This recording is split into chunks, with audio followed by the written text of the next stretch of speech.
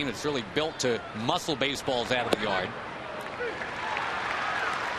They are, in fact, dead last in the majors in slugging percentage. And keep in mind, they've got the DH at their disposal. And National League teams that have to bat the pitchers. And the A's slugging percentage is behind 16 National League teams.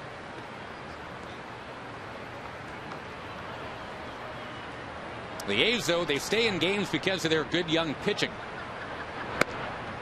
They trot out Brett Anderson tonight. He's been, well, the last few games anyway, very good. Well, their plan was to add some veteran hitters. Nomar Garciaparra, Jason Giambi, Matt Holliday, Orlando Cabrera. And by doing so, maybe provide some power, score some more runs to give their young pitchers a chance to win some ball games. But that plan, while it was a good plan, just hasn't worked very well yet. The veteran players, for the most part, haven't gotten hot. Holiday's started to pick it up a little bit recently, but Cabrera's down around 240. Giambi's around 210. And Garciaparra's been hurt pretty much all year long, off and on. Little bit outside. So Orlando Cabrera walks to begin the ball game. Let's check the Ranger defense while we have a moment. We've talked about Andrew Jones already, Marlon Byrd, and Nelson Cruz out there in the outfield. Have no fear, Josh Hamilton fans. He's DHing tonight. Saltalamacchia catching Brandon McCarthy. And Chris Davis gets the night off tonight. Hank Blaylock playing some first base. Rough day for Chris yesterday. Struck out 6 times in that doubleheader. He continues to handle this slump, though, with, I guess the word is grace, though. You know, I mean, he's not happy with how it's going. But as he told the media after the game last night, he's not going to destroy bat racks over it either. He's going to just try to get better.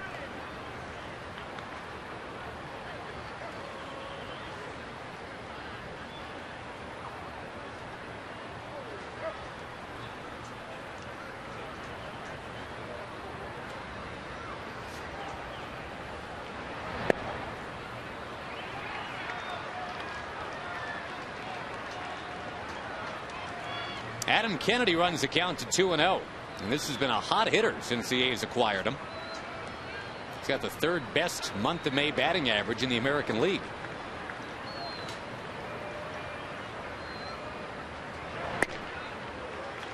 A strike, says Mike Everett. Now the Rangers taking that doubleheader yesterday 6-3 and 5-2. And as Ron Washington said, those were 2 very efficient ball games. I think that's a great way to describe it.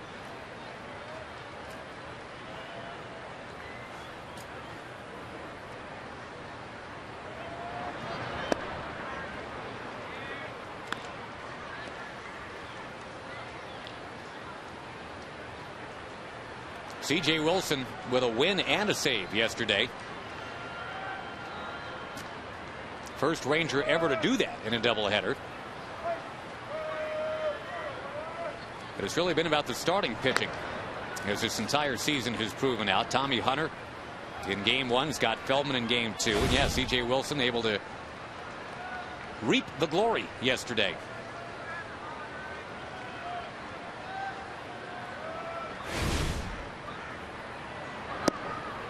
Another walk. And McCarthy had walked 1 for the entire game, going the full 9 innings in Houston, but he opens up with back-to-back walks tonight. And about to face the guy, Matt Holliday, who walked 3 times in game 2 of the doubleheader yesterday.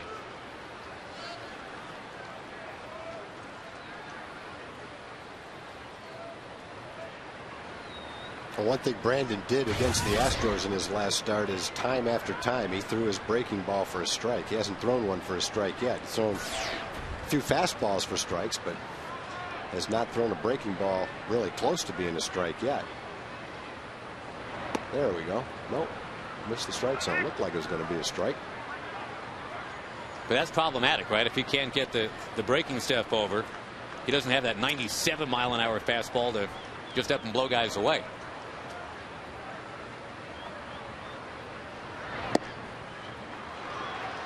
Mike Maddox is going to zip on out there and try to settle the big guy down. This is kind of where B-Mac left off last time he faced the A's, right? He actually blazed through the first 3 innings. and then got mechanically out of kilter in the fourth. And 2 batters into the 5th inning, out he went.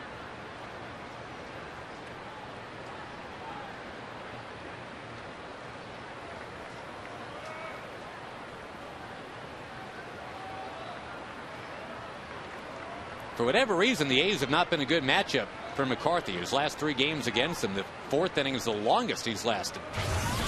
At an inning and a third and 2 1/3 in his other starts against him.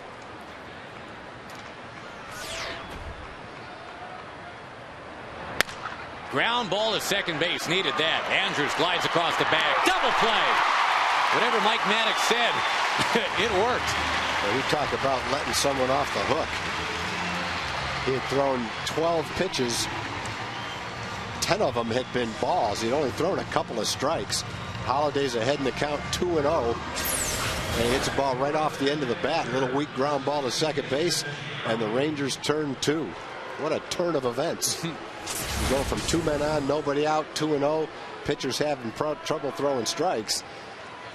To a visit from the mound, a ground ball, and 2 quick outs. Now Jason Giambi, who has returned from the New York Yankees. A little older, a little less scruffy.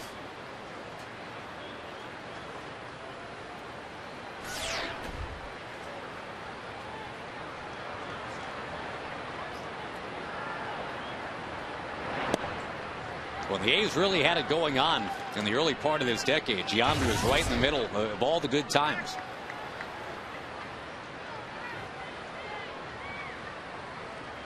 And you might notice here he has gotten back to the mustache that served him so well in New York. That's a new look for this year anyway, calendar year 2009. Remember, he had the kind of that graying goatee as of yesterday, but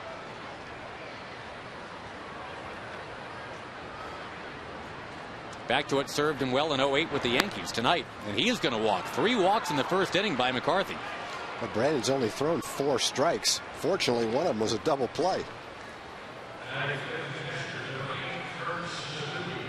One of the reasons the Rangers, I think, Tag, are doing as well as they are, they have now turned 46 double plays. They have hit into only 20.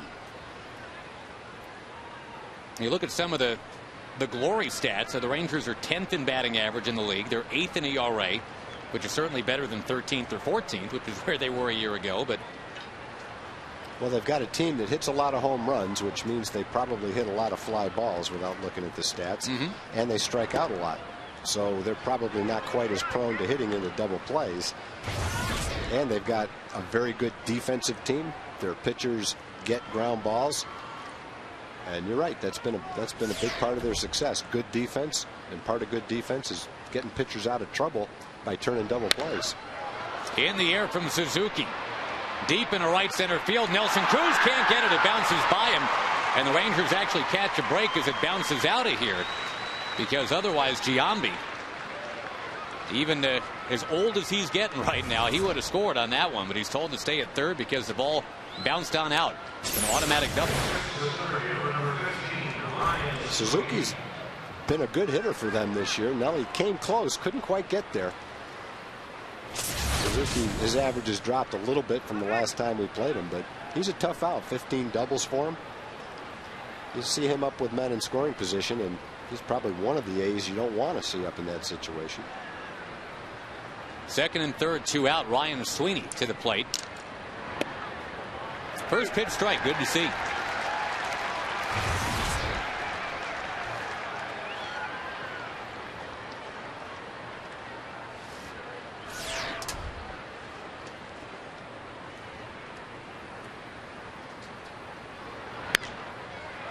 There's one of those fly balls that we were talking about earlier. Brandon McCarthy taking care of Ryan Sweeney, and it could have been a lot worse in that first inning. 1 run in, and now the Rangers getting set to bet against Brett Anderson in just a moment.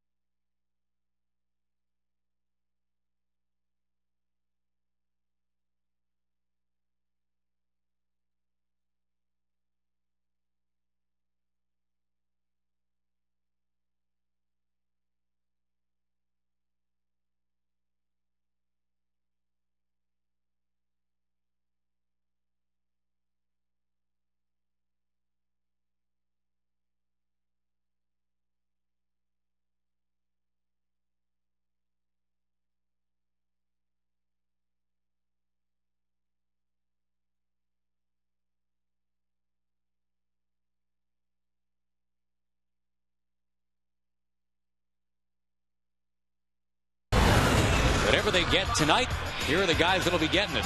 Brought to you by Southwest Airlines. Kinsler and Young, Hamilton, and Andrew Jones.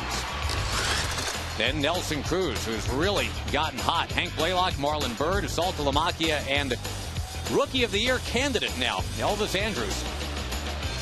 Against young Brett Anderson, formerly of the Diamondbacks organization, who's part of the bounty that they got back in the Dan Herron deal. Kinsler, a broken bat. And Anderson with a hurdle of the broken bat. He takes care of Kinsler.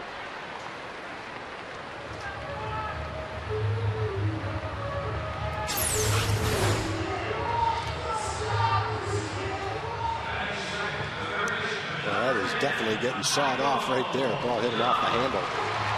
Bat just shatters. It's been one of those maple bats. That's a poised 21-year-old out there. One of the youngest players in all the major leagues out there is Brett Anderson. They just have two 21-year-olds in the rotation. Trevor Cahill's the other one. Anderson lefty, Cahill a righty. And both of them are ranked by Baseball America in the top 20 of all minor league prospects. Two of the best young pitching prospects in all of baseball. They're both 21. And they're both in the big leagues. Anderson last year only pitched 30 innings of Double-A ball. So he essentially is in the big leagues now pretty much after pitching in A-ball. Had 195 innings in A-ball, 30 innings of Double-A, and here he is in the big leagues. Native Texan, he was born in Midland. Now lives in Stillwater, Oklahoma, where his dad is the baseball coach at Oklahoma State.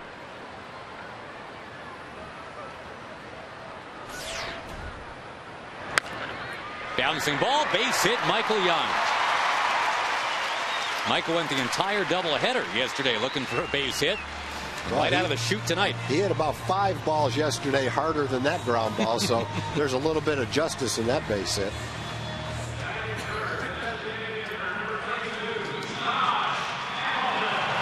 Big night for Josh Hamilton tonight. Listen to this crowd.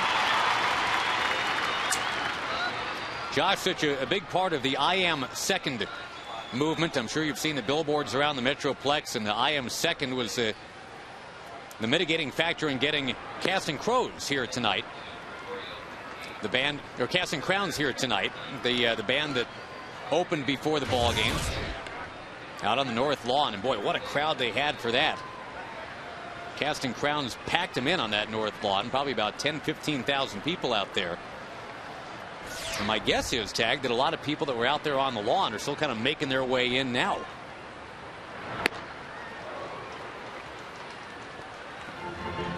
I'll be part of a huge crowd on a Saturday night.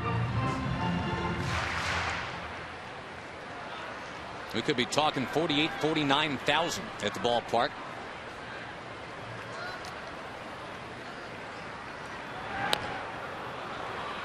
Anderson started out the year in his first 6 starts. He was 0-4. His ERA was right around 6. He had a start in that stretch against the Rangers where he only gave up 1 earned run in 5 innings. But his last 2 starts have been good. He's only given up 3 earned runs in his last 2 starts. A win at Tampa Bay and a win against Seattle. He went 6 innings in that game against Seattle and was pitching real well, but 105 pitches to get through those 6 innings. And the Rangers have been real good in that department this year, working over the other guy, exhausting those pitch counts.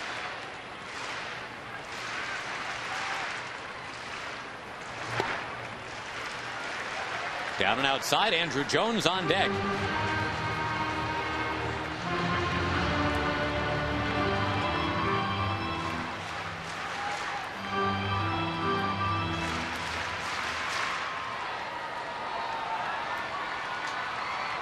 Young, a safe lead. Hamilton, and it's scooped up by Crosby. He'll touch first base, throw down there, and Michael Young knows he's dead to rights. The double play ends a mild threat in the bottom of the first. And in front of the big crowd tonight early, it's the A's 1 and the Rangers nothing.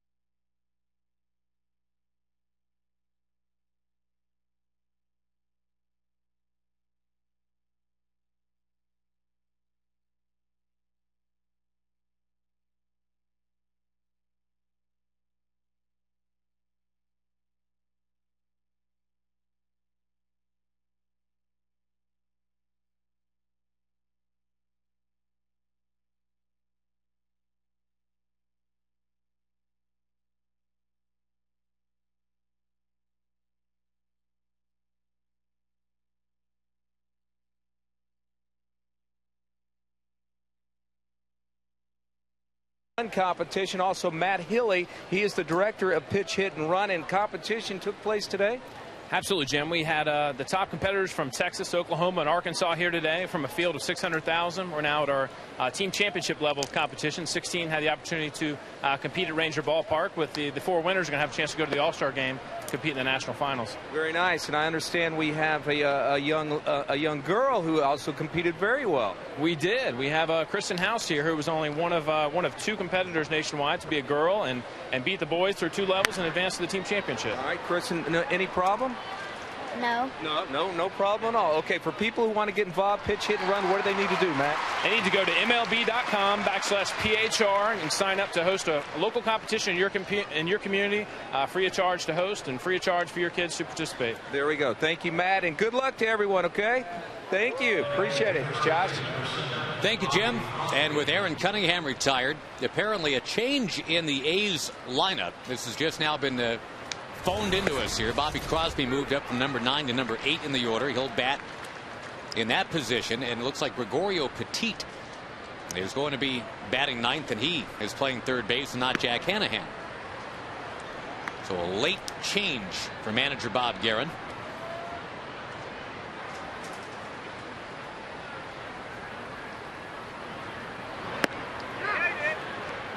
There's that good curveball that Brandon featured against the Astros. Didn't have to throw that one for a strike. It was a little bit out of the strike zone, but Crosby couldn't lay off it. Crosby has hit just 1 home run in his last 74 games going back to last year. And this is a guy that when he was fully healthy and kind of bursting onto the scene his first couple of years in the league, he never would have thought that he would have had a streak like that. Michael Young, and the pick by Blaylock. The Ranger defense just continues to sparkle here in 2009. That's the position that Blaylock has had to learn over the last couple of years, and he made a nice play over there. And there's no doubt that Michael's getting more and more comfortable at third base. That's a beautiful pick by Hank. That wasn't the little short hop that just kind of sticks right in your glove. You had to catch that one. That bounced a little bit in front of him. Well, Michael making all the plays in last night's game. Turned a beautiful double play late in the game. Took a bad hop, spun all the way around and turned it. Made 2 or 3 really nice plays on the dead run, fielding slowly hit ground balls. And I think as each game goes by, he'll get more and more comfortable at third base. Won't be too long before you'll be talking about him as one of the best fielding third basemen in the league.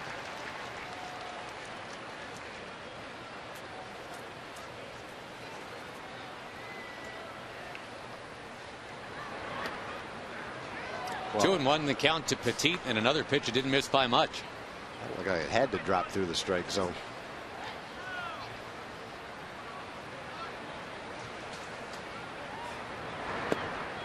That one is in the strike zone, 2-2.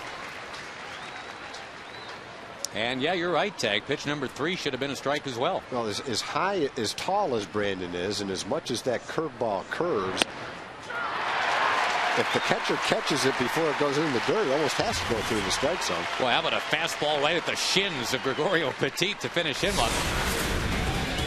Nice, quick, easy top of the second after he labored through the first. It's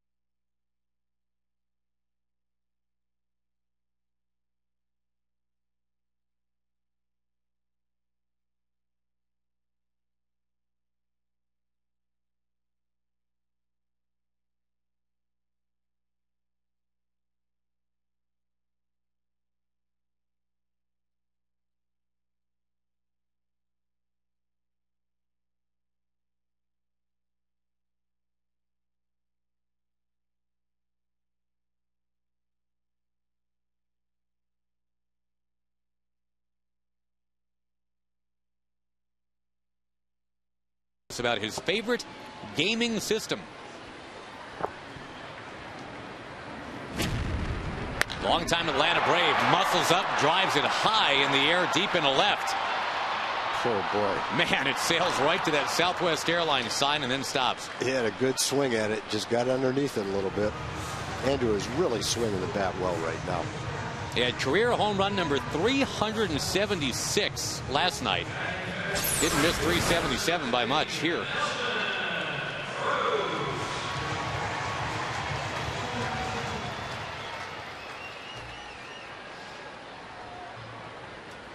Very little wind tonight. When you look at the flags, most of them are straight down.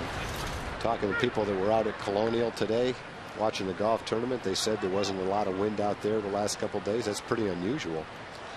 We have 88 degrees tonight here in Arlington, and you're right, just kind of a still, quiet night. Which is a perfect night for baseball.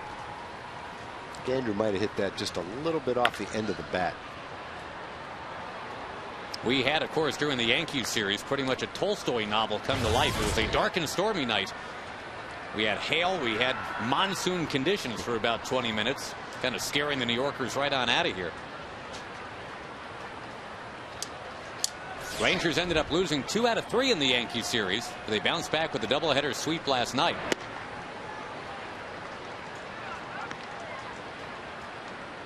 The Rangers are 1-8 now against the Tigers and the Yankees. But otherwise, they are 28-11. And if they win tonight and if the Angels lose, Tag, they'd be 5.5 games up in the West. That would be the first time they've led this division by that much in 10 years. And of course, 10 years ago was a good year as they went to the postseason for the 3rd year out of 4. Rangers have not been back to the postseason since. They've only had 1 winning record since 1999.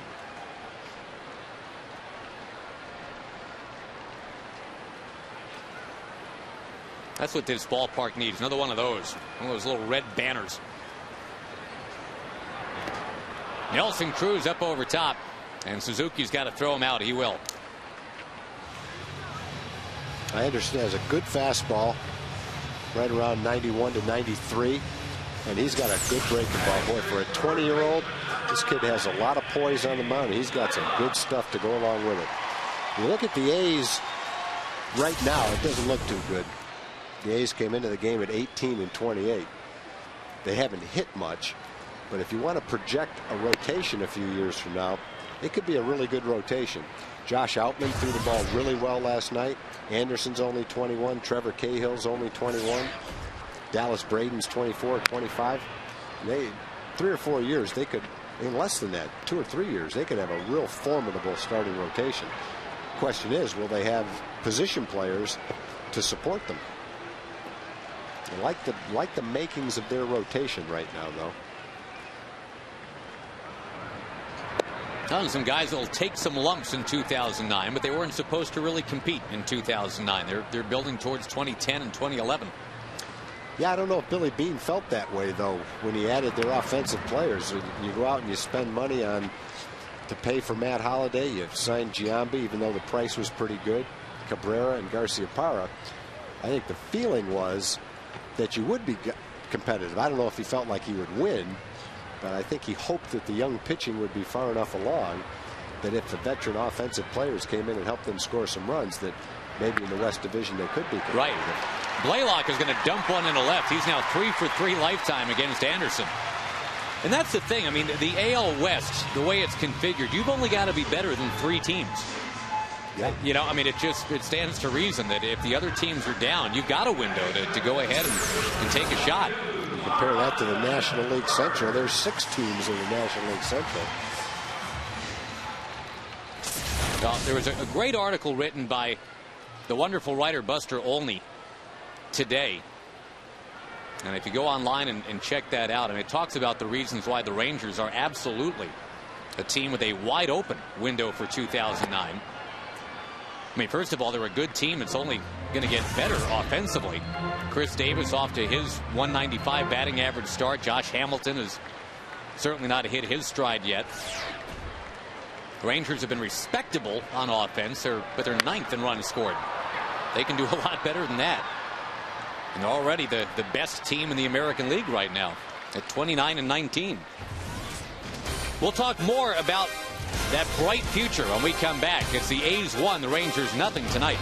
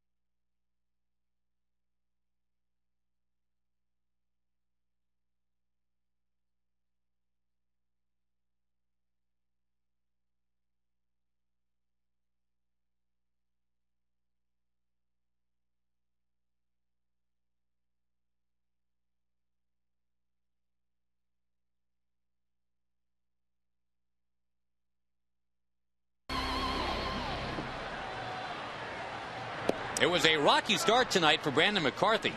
His 13 out of the first 16 pitches he threw tonight were out of the strike zone.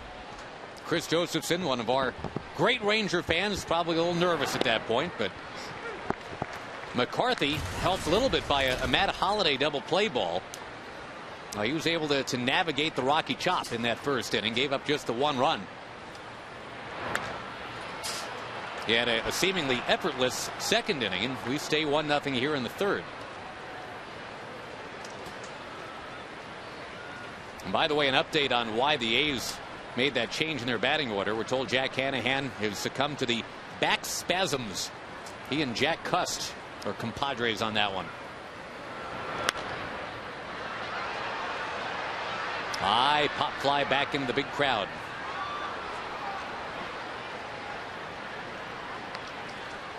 Tag, we were starting to articulate some of the reasons that a lot of the baseball writers and pundits are starting to hop on that Ranger bandwagon. One reason that I think almost goes underreported is the back of the bullpen. We've seen how Frankie Francisco has been mowing them down all year, but on the national landscape, you don't hear a lot of love for Frankie. All we know is in 18 innings this year, he's allowed only 10 hits and no runs. Well, the other thing that makes Frankie successful and gives him an opportunity to get the saves has been the way that CJ's been throwing, and Darren O'Day, guys that have been pitching in the 7th and 8th innings, they've been doing an excellent job getting the ball to Frankie too. CJ had the one bad outing in Detroit, but other than that, his ERA is down below 2. And Darren, since he's come to the Rangers in the waiver deal, was with the Mets early in the year, he's been outstanding. So those guys have really helped it late in the ballgame. You're right. And obviously, since it all starts with the starting pitching, the edict straight from the top dog, right from Nolan Ryan, to just everybody, let's try to go an extra inning. The Rangers are averaging exactly that this year. Last year, the starters gave them on average a little more than 5 innings per game.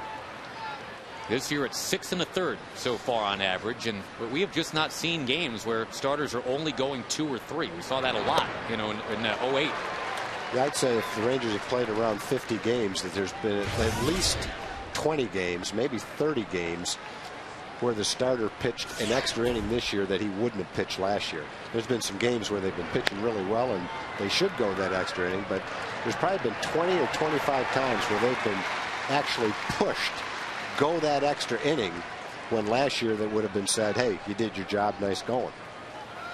So it's all going that well for the Rangers. And meantime, when you look at what's happening around the rest of the division, all the talk about David Ortiz's slump, has anybody noticed that Vlad Guerrero only has one extra base hit? I know he was on the DL for a while, but Vladdy's hitting .208 for the Angels, has one extra base hit.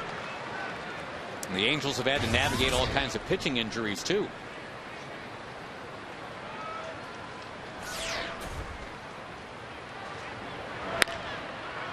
Boy, McCarthy has really 7 straight. Yeah, he's found a little groove right here. Gets a pop up and a couple of ground outs. Now the Rangers have to go to work against Brett Anderson, trailing 1-0.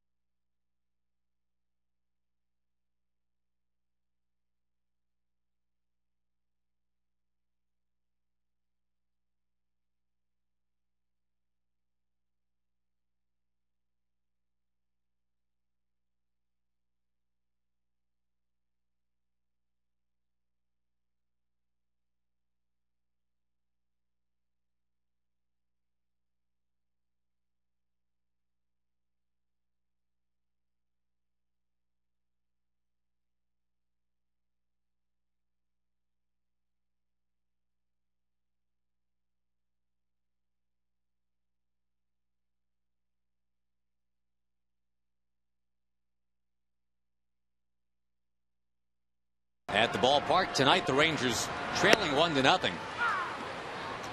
All fans will receive a Rangers cap, compliments of Austin College. 972 Rangers or TexasRangers.com. Two-way to get your tickets. Saltalamacchia a foul ball. The lovely Allie is modeling the Rangers cap for you. And it's going to be a big crowd, they say, tomorrow, Tag. So everybody be wearing the cap, rooting on the Rangers, meeting Tom Grieve. Saltalamacchia couldn't help himself. Anderson's got that breaking ball going for him. It's almost the same pitch he struck out Nelly with. And just real quick, Tag, back to what's going on at the ballpark tomorrow. It's also photo day at the ballpark tomorrow, so fans with cameras, the first several thousand fans anyway that are in the ballpark, if you have the camera, 11 a.m. you can get out there and take pictures of your favorite Rangers. Well, what a difference a couple of weeks has made. You go back to the weekend against the Angels. That was a very good weekend as far as fans goes. I'm not sure what we had, 105, 110,000 maybe, something like that. We're going to have a bigger weekend against the A's 2 weeks later than we had against the Angels. It's going to end up being 10 straight crowds of 30,000 plus here at the ballpark. And as starved as this community has been for winning baseball, they're just lapping it up. That's some pretty good games coming up in June too. We got the Dodgers for a weekend and then the Astros in the middle of the month. That one's inside to Andrews. And yeah, I think the Rangers will find out a lot about themselves over the next couple of weeks because they're playing, well, as you mentioned, the team with the best record in baseball, the Dodgers. Andrews skips one past the mound, base hit. Third Ranger hit of the game.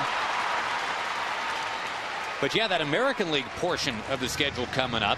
It's at the Yankees, at the Red Sox, and then a bunch of games against Toronto here. So the 3 next best teams in the American League behind the Rangers are on the docket over the next couple of weeks.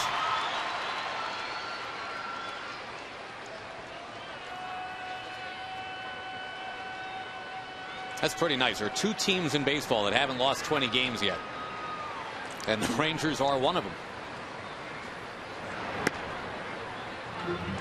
The Dodgers without Manny Ramirez and still winning games. They lost today. The Cubs got them 7-0 behind Ryan Dempster.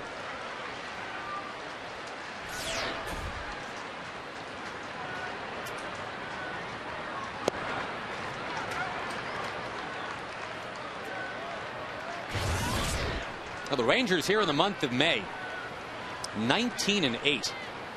They can max out at 21-8 if they win tonight, win tomorrow. That would give them the best record they've ever had in any month of any year ever, if they can do that. Really? Yep. If they're 21-8, best they've had is a 21-10. That was September of 1978. Wow. Ron Nelson just let me know what the Angels series drew. 104,000 plus. Almost 105,000. Not sure what this one's going to draw, but with the crowd last night, the crowd tonight, and the expected crowd tomorrow, this one might be a little closer to 115 to 120,000. Kinsler having just missed down the third base line, and you and I have mused often that there's probably not a prettier ballpark when it's full than this one.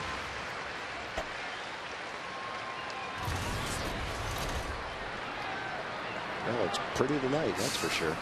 It is Miss America tonight, especially the way the Rangers are playing. They've rewarded the fans too. Texas is 11-2 the last 13 home games. 2 bad losses to the Yankees. You'd like to have those back, but well, the way the Yankees are playing, though, there's a lot of teams that have lost to the Yankees in the last 3 weeks. Runner goes. That's ball 4. And for the first time, the Rangers have a runner in scoring position tonight.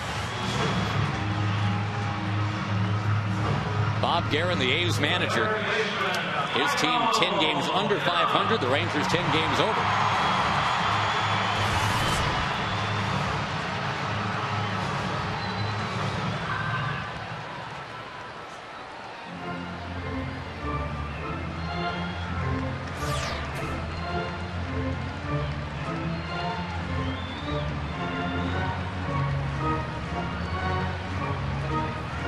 If the Rangers do end up winning tonight, it'll be the first time they're 11 games over 500 since that magical summer of 2004.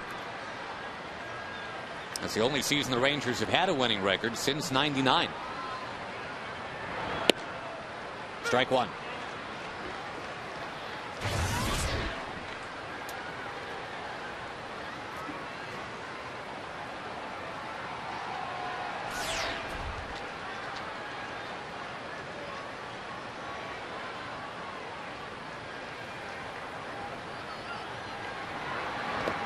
Nice stop by Suzuki as he shifted to his left. Everything Anderson throws really moves, doesn't it? Well, he's got a good hard breaking ball. Started Michael off with a changeup. Pretty good pitch. He's got a slightly above average fastball. Well, for 21 years old, they've got a pretty good pitcher right here. They've got a pretty good young catcher right there too, just like the Rangers have 2 of them.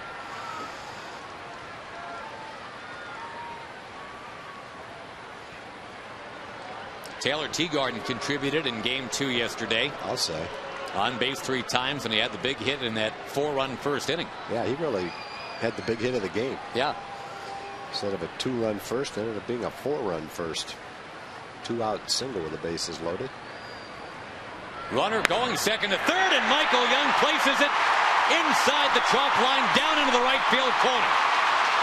Kinsler racing to third on a Michael Young double. The Rangers have tied the game.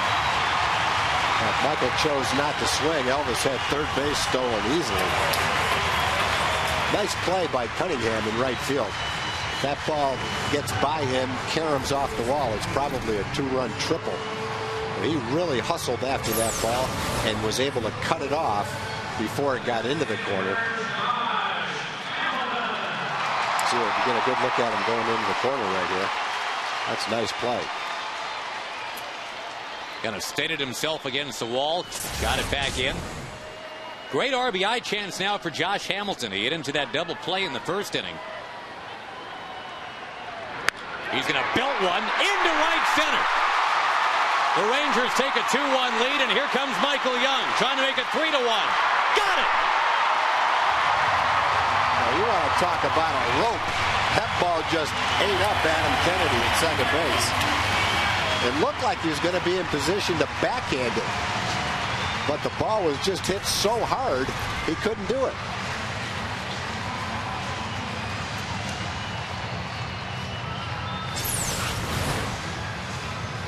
Not a lot of first pitch opportunities for Josh Hamilton this year. He's been pitched so cautiously early in the counts here in 2009, but there's the rare opportunity he had with one kind of near the middle of the plate, and he just smacked it. That ball was on the inside half of the plate, right in his schoolhouse. Josh hit the ball hard his first time up, too. He had a hard shot right at Crosby at first base, who did a nice job to turn a double play.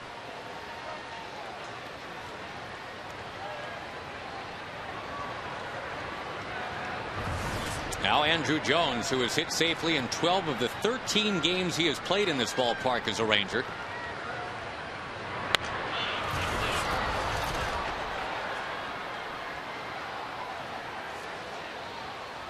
You saw the Twitter topic for the night. Is Andrew Jones a comeback player of the year? It's certainly possible, because he was in the lowest of lows as an LA Dodger a year ago, signed to that huge contract. And right from day one, it just wasn't happening. Gonna blast this one foul. Yeah, and to be a comeback player, you have to have been somewhere in the first place, and he was definitely someplace for a long time. That's on an all-star team and at the top of the list of best players in baseball. So if he has a big year this year, I think he has to be a prime candidate for that award. And though it seems he's been around forever, he's still only 31, turning 32 years old. Sending this one in the air to center. It's the second ball he's just gotten under. Here's to finish your thought on Andrew Jones. As recently as 2006, this is a guy that had an on-base percentage of .363, 41 home runs, close to 130 runs batted in. That's what Josh Hamilton had last year, and he won a Gold Glove. That was 3 years ago, not 8 years ago. But he just had that Evel Knievel style wipeout with the Dodgers last year. So to bounce back from that, he's already got more home runs this year than all of last year. Well, Andrew has worked really hard to get to where he is right now. The first thing he did was he lost weight. Looked like he was a little bit overweight last year. He lost 15 or 20 pounds. He signed with the right team. He wanted to be with a team that he could blend into, be a part of. And the Rangers certainly have been that kind of team for him. He wanted to regain his hitting stroke. His swing had kind of gone south on him. He probably lost a little bit of confidence. He knew that Rudy Jaramillo had a great reputation as a hitting instructor. They've both worked hard pretty much on a daily basis since the beginning of spring training. And through Andrew's hard work, he's pretty much become the player, the hitter that he used to be. And the opportunities that he's had, he's swung the bat, boy. Walked more than he struck out.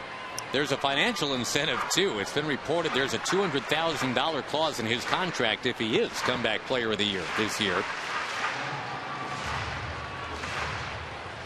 Now, a couple years ago, it was Sammy Sosa coming off a lost season. He ended up not only making the team out of spring training, but being very solid for the Rangers. Well, Sammy had some power. Sammy hit a lot of home runs, but Sammy's on-base percentage that year was probably, who knows, close to 300 maybe, because he didn't walk very much. Andrew's on-base percentage right now is .440. So he is not just hitting for power and driving in some runs. He's a good hitter. Hitting for average, walking. Nelson Cruz bangs it over to third. Crosby has to dance back to the bag. He's there. And the inning ends, but not before the Rangers score 3 times. Josh Hamilton had the big hit. And the Rangers are leading the Oakland A's.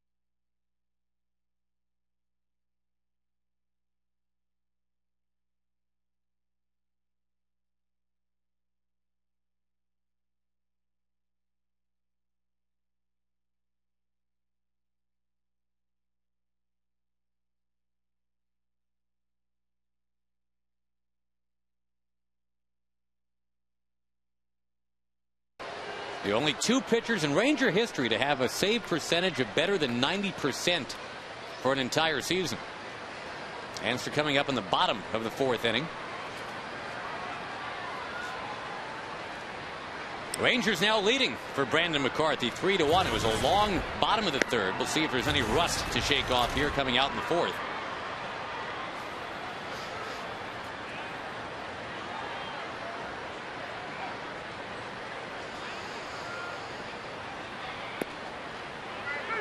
We were talking about Jason Giambi earlier tonight, and a guy that was right in the middle of that kind of frat party kind of atmosphere that the A's had a few years ago.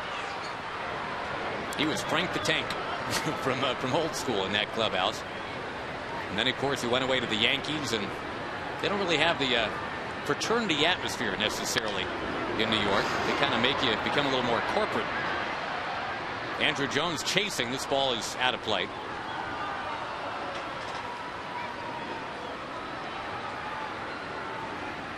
And the A's had that kind of swashbuckling maverick mentality when they were winning earlier this decade.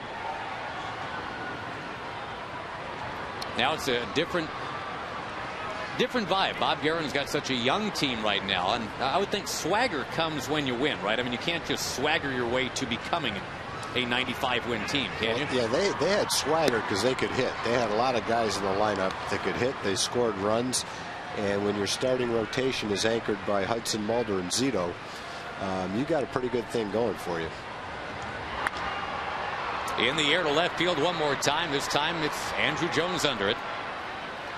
One up, one down. We go to Jim Knox. All right, Josh, you talked about this a couple innings ago. Casting Crowns put on a heck of a pregame show out there on the plaza. Now, this is Megan, who's also sang the national anthem. Did a great job. Melody, also part of the Casting Crowns band, and 15,000 plus. Were you a little surprised?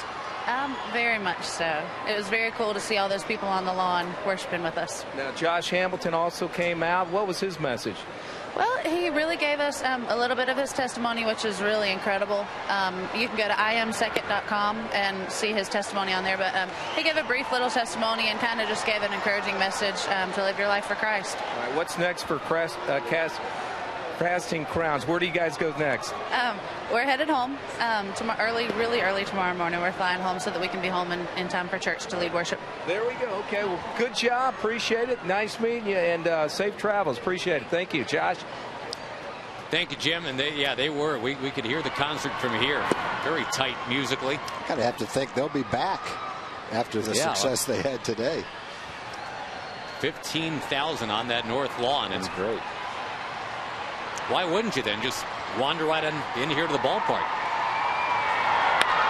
Suzuki slugs one towards center. Caught by Marlon Byrd. 9 straight retired by Brandon since Suzuki doubled in a run. Yeah, there was that initial hiccup where McCarthy walked 3 of the first 4 batters tonight, and then Suzuki hit the double. Now things are calming down. Our Geico quote, as Brandon McCarthy looks to go deep into ball games like everybody else. I like that line. I stopped focusing on focusing. But there's, you know, I stopped focusing on focusing on focusing. I would say there's something to that, though. Do you focus? I wasn't paying attention. I'm sorry. What? I wasn't really focused. I guess that's another way of saying the paralysis by analysis. Right. Deal, right? Don't think, just pitch. And it's going really well for McCarthy. 10 in a row set down. The Rangers lead the A's 3-1.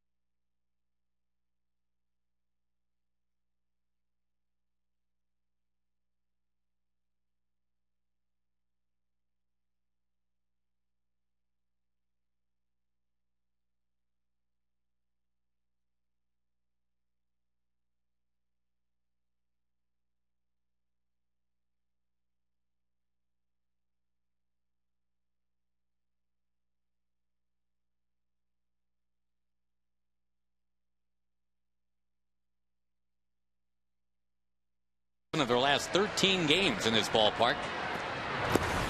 Hank Blaylock takes down and outside from the young lefty Brett Anderson. A 3-run bottom of the 3rd for Texas. We'll get you back to our Aflac trivia question here. With Frankie Francisco's great beginning to the 09 season, the 2 pitchers in Ranger history who have saved better than 90% of their opportunities. Jeff Zimmerman and Coco Cordero. Blaylock hammers away, driving it deep towards center. It is gone!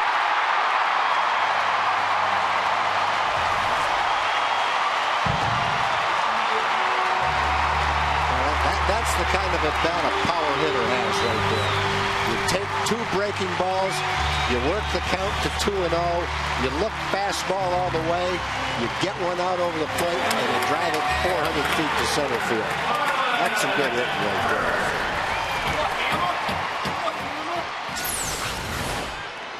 The Rangers have 2 options at first base. One guy's got 12 home runs. Now the other guy's got 12 home runs. Chris Davis and Hank Blaylock.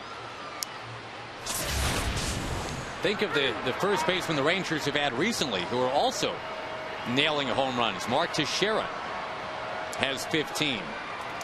Adrian Gonzalez has 18. Carlos Pena has 16. The guys that the Rangers still have got a dozen apiece. And now Marlon Byrd will rocket one out of here. Go on the hill again, fellas.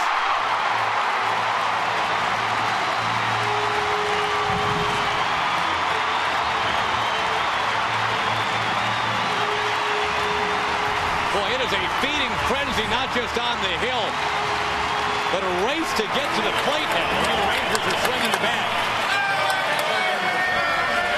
Marlin had a huge home run last night to tie a game. And he continues the power tonight. A little power surge for Marlin. Don't you know about the bird? The bird is the word. Everybody's heard that. Yeah, Marlin is in a groove now. He hadn't had a home run in 120 at bats until the one he clocked out of here last night. That same guy was late getting to the ball. Guy with a Ranger hat and a tank top. He could inflict some damage after the ball was corralled, though. Call for a 15-yard penalty for piling on. Yeah, we'll see if Saltalamacchia can give him a third chance. There he is. Guy's been pumping some iron.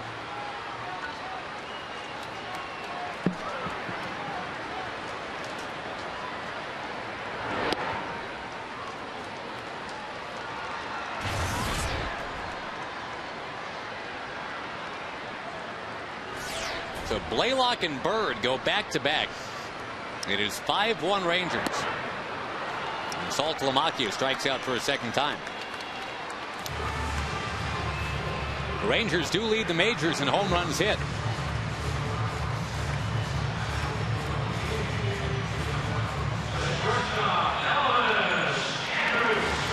But again, we've seen that movie before. The Ranger fans, I think, kind of got tired of the empty calories of all the home runs and 9-8 games that were sometimes wins and sometimes losses. You had a couple games like yesterday. You win 6-3 and 5-2, and it's situational hitting, it's pitching and defense. Those feel real good. Yeah, winning games, #1 fact. And that's why there's 45 or 50,000 people here tonight, not to watch home runs. They want to watch a winning team. And that's what the Rangers are right now. Now, last home run by Bird, 432 feet.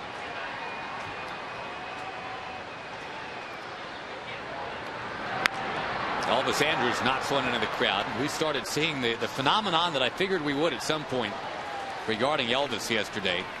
People drawing on sideburns, taking goofy ears off of Disney World hats and making those into sideburns. And I asked Elvis if he noticed that, and he said yes, a big smile on his face. So I think down the road that could become a really fun thing at the ballpark.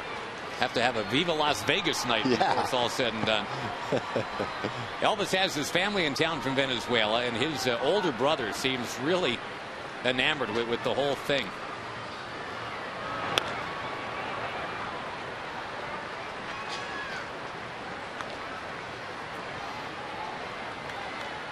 He's got one brother who's a gym teacher back in Venezuela. Another brother who's looking to play some ball in one of the independent leagues this summer.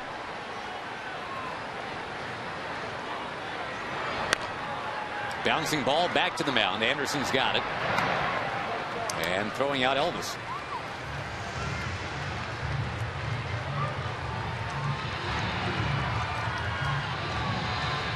Hank Blaylock hitting home run number 12. Marlon Bird following with number 4 here in the 4th inning. The Rangers could be 30-19. They can keep the car on course tonight.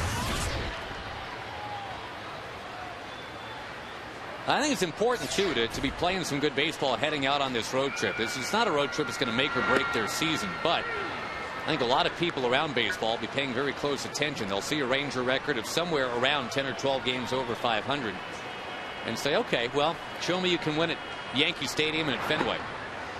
Well, you know, I think that's what Tampa Bay did last year. Every time it looked like the Red Sox were going to catch Tampa Bay, you wondered if Tampa Bay was for real. They'd go into Boston, and they might not win 3 in a row. They might not even win 2 out of 3, but they play good games against the Red Sox, and I think they built up some confidence throughout the course of the season with the way they played against the better teams.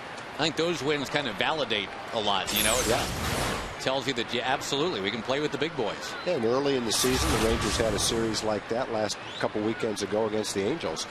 It's just 3 games out of 162, but when you sweep the team that everybody thinks is the best team in the division, even though it's May and doesn't mean a lot, it's still, it does validate the start that you've had and give you some confidence. and you build that up throughout the course of a year. Boy, Kinsler continues to make some strides just in terms of flat-out patience. He had 4 walks total yesterday. He's got 2 tonight. And as a leadoff man, I mean, it's great that he's got 13 home runs, but you want him to get on base. Absolutely. I think that's the way Ian's going to get hot again, is by being patient. The pitcher wants, the pitchers are being careful to Ian. As hot as he was early in the year, they know he's a home run threat.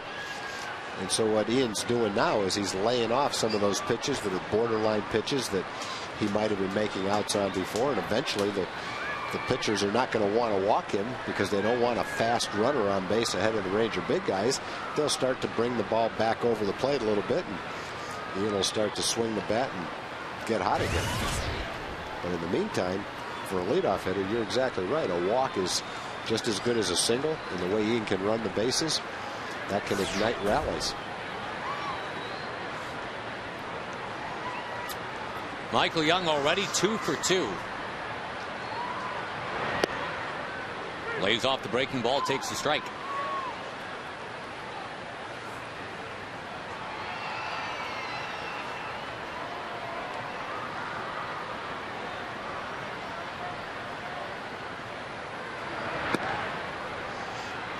Bird, Blaylock, Young, and Hamilton with runs batted in so far. Hamilton with a pair of runs batted in on a smoked single to right center.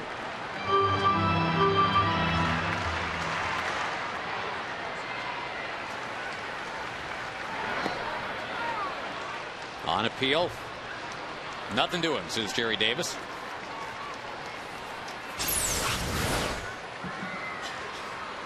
Good call. He's got Jerry Davis eyes. Thank you. Rangers out hitting the A's 7-1. Looking to make it 8 hits for the Rangers, and Michael Young's got 3 of them. Kinsler speeds to third, and come on down. Ian Kinsler's going to score 6-1. There's a perfect example of what we were just talking about. You take the walk, don't give in to the pitcher, swing at a bad pitch, get on first base, and then with that speed, you end up scoring a run. A lesser runner might end up at third on that, second and third with 2 outs, but you've got a guy that can run like Ian. Michael hits the ball in the gap like this, that's a run. Only Evan Longoria of Tampa Bay has more doubles than Michael Young now.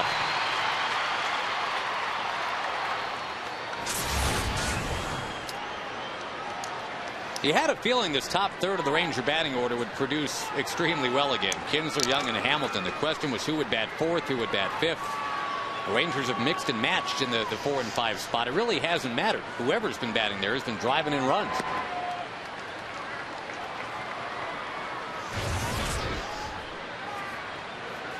Now this kid, Brett Anderson, is going to be a good pitcher, but you have to remember, just like we say with the Ranger young pitchers, this kid's only 21 years old. He's only pitched 30 innings above A ball, and there's going to be days like this where he faces a good team with good hitters, and he doesn't make the pitches he wants to make, and he pays the price for it. That's pretty much what's happening today. You saw Kevin Cameron starting to get loose in the Oakland bullpen.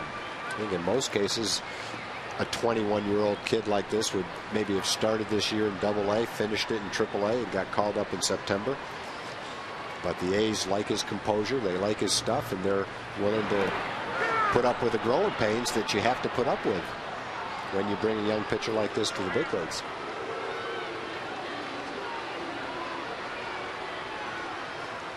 That last one was a strike to Josh Hamilton, to count 2-2.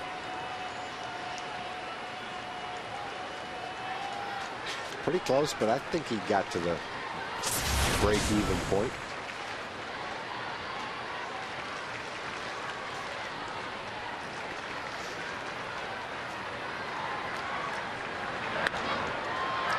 Flicked into the big crowd by Josh.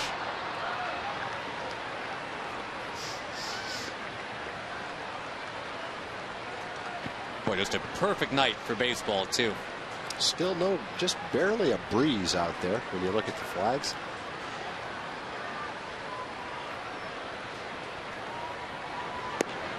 There's a tough one to lay off right there. Tempting, but Josh said, nah, not so much, not for me.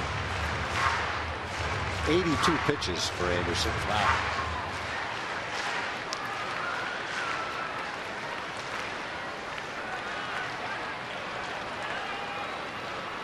"3-2." And to left field it travels. Matt Holliday is there.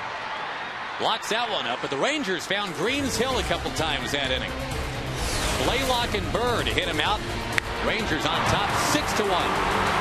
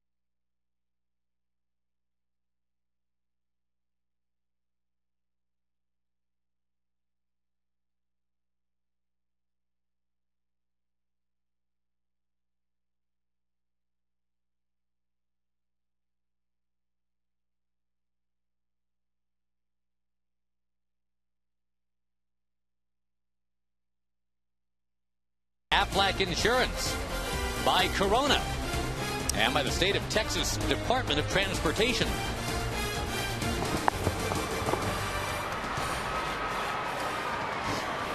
Hank Blaylock got some fireworks up in the air. Marlon Byrd on reload duty after that. The Rangers with back-to-back homers in the bottom of the fourth. They have gotten out to a 6-1 lead on the Oakland A's now. Brandon McCarthy having the reverse game when you talk about what happened last time he faced the Oakland A's. He had a real good start and then a stumble that he just couldn't get out of. His stumble tonight was initial. It was right there out of the first inning, and now he is in a groove. Well, it was pretty amazing what happened when Mike Maddox made that trip to the mound. He ended up getting a double play. Did give up a double, but I don't know if he was doing anything wrong mechanically, but he definitely has settled down. He's retired 10 straight throwing strikes. Rescued his pitch count, which got up there a little bit in the first inning with some quick innings. Mike Maddox is going to get a key to the city of Arlington here if the season continues the way it's going right now. Well, when pitchers don't pitch well and hitters don't hit well, the hitting coach and the pitching coach are the ones that get blamed. Yeah. And so the opposite has to be true. When they do well, you have to get a lot of credit. Mike will be the first to give credit to the pitchers, and they're the guys that have to go out there and throw the ball, and they're the ones that do deserve the credit. 11 in a row set down by McCarthy. And folks, again, a reminder, Rangers Photo Day is tomorrow before the Rangers and A's play ball. First 5,000 fans with a camera will be allowed on the warning track to take pictures of their favorite Ranger players. Gates open at 11 a.m. tomorrow. You can get your tickets at TexasRangers.com or call 972 Rangers.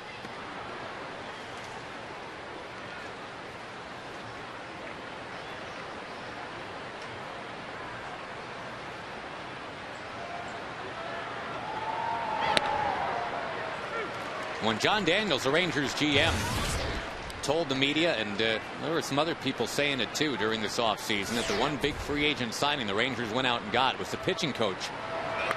I think there were some cynics that kind of surfaced when that quote was batted around, but that, you know, it really now makes a lot of sense. Mike Maddox, for whatever reason, is just connected with these guys.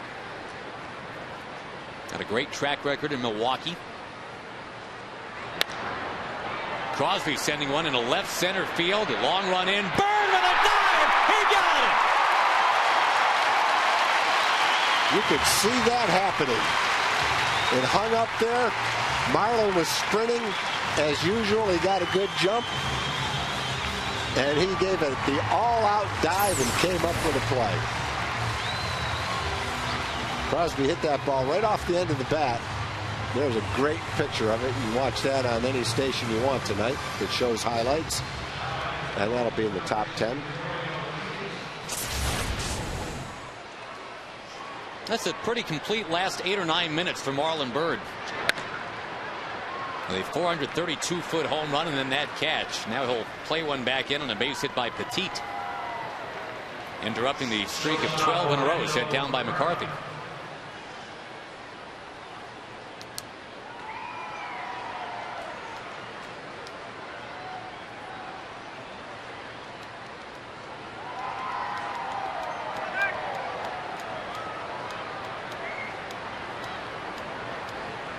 Top of the order, Orlando Cabrera.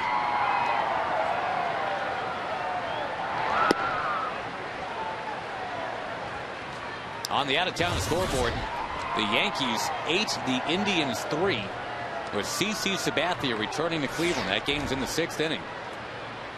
And in fact, it was a shutout into the 5th for CC Sabathia. It's a guy that Mike Maddox had the pleasure of working with in Milwaukee a year ago. You talk about a guy that made a difference going from the Indians to the Brewers last year. What a second half that CC Sabathia had. That's a pretty consistent pitch count right there. Yeah, if you like 12s. And even 22 for 3 walks in the first inning isn't that high.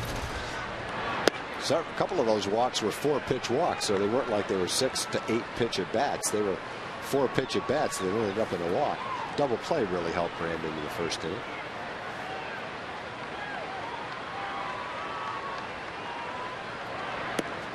Breaking ball, a strike.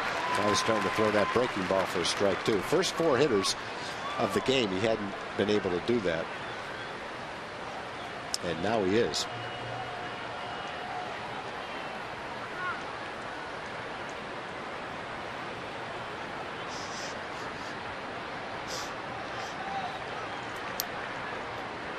The Colorado Springs, Colorado native Brandon McCarthy brings a 2-2. And we'll do it again. I want to thank Shirley Coast, our cookie lady. Those were good cookies tonight. She made the chocolate surprise cookies. We were surprised. Wow. A maraschino cherry hidden underneath the chocolate icing seemed to be a big hit in the booth. In fact, Allie said they're the best cookies she's had this year. So wow. Congratulations to the cookie lady. Bob Steinfeld verifies that, our producer tonight. He enjoyed one. He didn't even want one until I talked him into it. So the cookie lady has outdone herself tonight.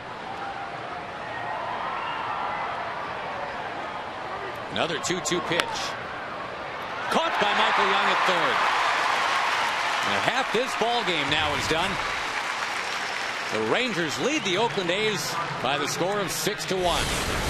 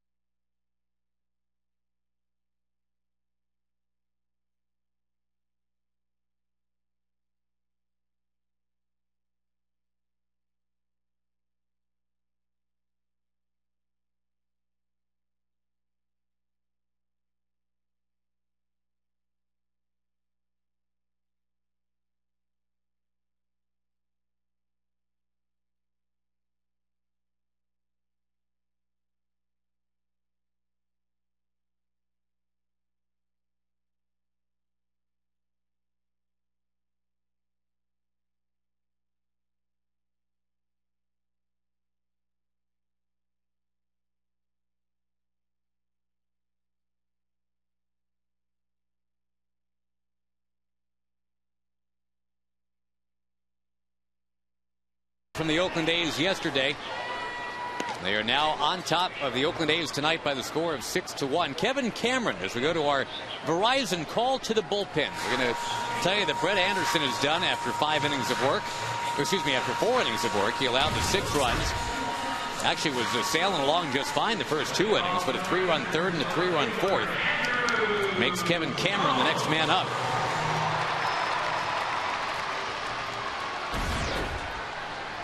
And a visitor to the broadcast booth here in the bottom of inning 5. We welcome the great Steve Busby, who I'm sure is enjoying the Brandon McCarthy pitching performance tonight. Since the first inning, yes. Yeah. Yeah, that was an uncomfortable first about 15, 18 pitches tonight. Could you pick anything up watching Brandon? What would have led to 3 walks like that, and what he might have changed? Was there anything? Tom, I think that's a mental adjustment more than anything else, and I think that's where you have to go back to the bench. And Mike Maddox probably came over and said something to the effect, okay, you've had your bad inning, now what are we going to do from here on in? And you figure out something else. It was kind of like Scott Feldman yesterday, struggling through a little bit, making some adjustments, and they worked. And I think a pitching coach is invaluable in that you have alternatives that you may not as a pitcher be thinking of, and he can suggest to you. And sometimes that's all it takes. And sometimes it never works, and you're taking a. Is that the kind of thing you were talking about yesterday with Buck Martinez? That he would kind of know what to tell you when you were struggling a little bit. Yeah, with the catcher, I think it's an in-inning type of thing, where you give up a hit or you make a bad pitch or whatever, and your focus gets a little bit off. And the catcher can pick that up pretty quickly and come out and help you around that. But the inning that Brandon McCarthy had, I think that takes a little sit down and say, okay, here are your options. Now, what are we going to do? And obviously, it didn't work too well. How would you feel about Nelson Cruz putting one up on the hill? Way up on the hill. That's about as far up on the hill as we've seen one hit. Paul Sorrento hit one farther, but he had a wind behind it. There's no wind tonight. That ball is flat out crushed, and it is 7-1.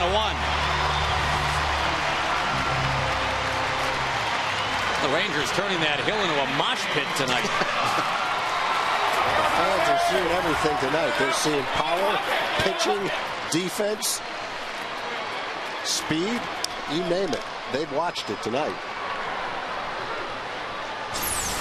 Rangers have another guy now pushing towards that leaderboard in terms of home runs hit in the American League. That's number 14 for Nelly Cruz. That had a chance to be about a 460-footer right there.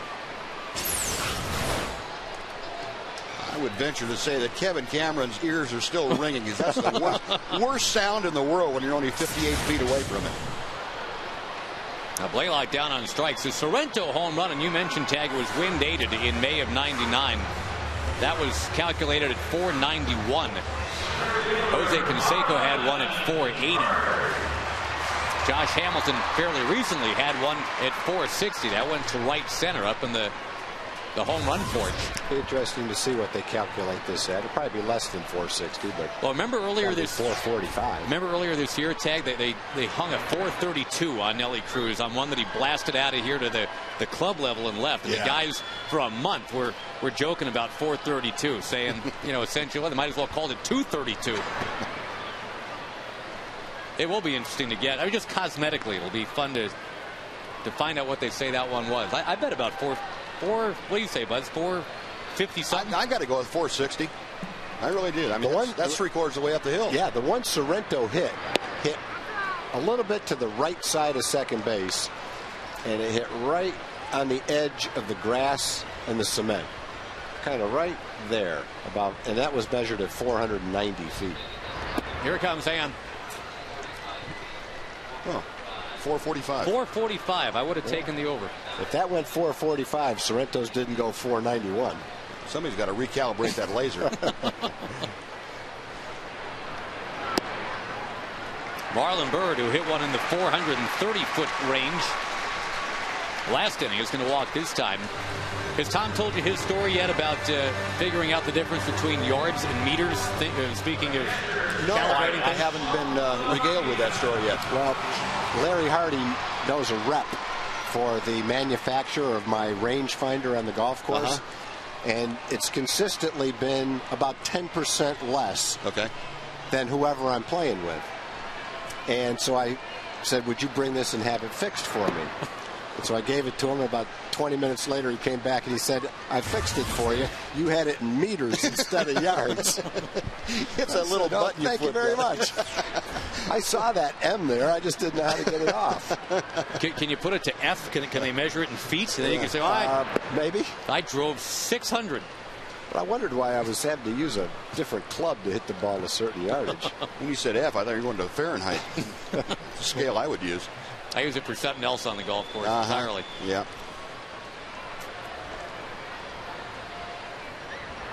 Saltalamacchia squirts one in the left. It's another Ranger base hit.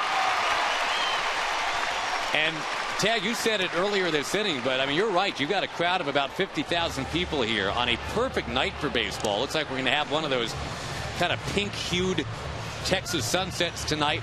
So you got the backdrop working. You got a 7-1 lead now, and it's been pitching, defense, and long home runs. Yep, just about everything you'd want to see. The only thing, hopefully, they won't see is a walk-off home run or something like that. It hopefully won't get to be a close game. Won't be a pitcher's duel. Strike one to Elvis Andrus. Well, how about this crowd tonight, huh? Is this something? I didn't know we had this on the agenda for the game today. But the concert, I guess, was incredibly successful. Yeah. And the ball club's success, obviously, is a catalyst as well. Another huge crowd expected tomorrow. And, folks, again, 972 Rangers, that number to call. If you're out of luck tomorrow, don't forget the Rangers come back to town for an extended time period in June 8th. It was when the homestand starts against the Blue Jays, Dodgers, and Astros. Rangers are home for a week and a half. And as we've been talking about, Buzz, that's a telling homestand following what could be a telling road trip. A lot of good teams on the schedule coming up. Yeah, it's going to be a tough stretch. You're playing teams that are playing very well, and on the road, especially against the Yankees in Boston, that's going to be a real test. But the important thing is that the Rangers, as they said before the Yankee series here last week, if we play good baseball, then we are going to do as well as we possibly can. And it may sound like a silly thing to say, but that's how you have to look at it. Let's just take our good game on the road and see what happens.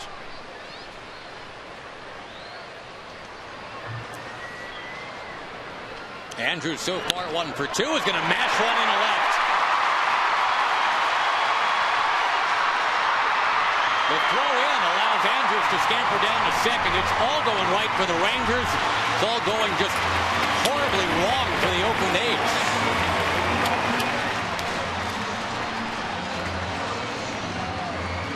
So much for our tradition, Buzz, of having you in the booth and the Rangers going in order. That's about time you got some runs. I know it.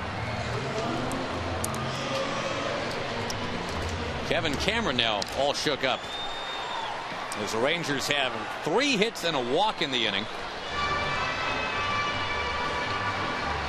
Kurt Young heads out to chat it up out there with Kevin Cameron.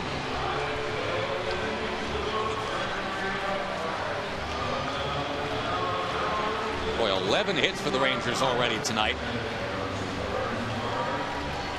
They are on fire, Buzz. Yeah, at least those Flames are for real. It's good to see this ball club playing this kind of baseball, especially after that Yankee series. There was a concern about maybe a hangover from that, and boy, they dispelled that idea real fast. I mean, it didn't hurt that they had a division opponent in Oakland coming in who wasn't really playing great baseball. So, but the big thing is the Rangers have gone out and are beating the club they have to beat. Blooped by Kinsler into center field. 2 more runs coming in. Double digits.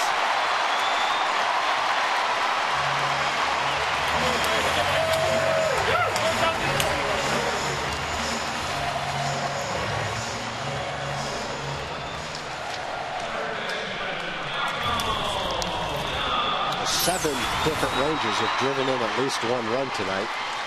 He hit that a little bit off the end of the bat and just blooped it in front of the center fielder for a couple of runs. Good base running on Elvis's hit. Salty took 3rd on the throw. Elvis took 2nd on the throw. And they both scored on a single. 3 in the third, 3 in the fourth, and 4 in the fifth. Remember, the Rangers were trailing 1-0 for the first hour of playing time tonight.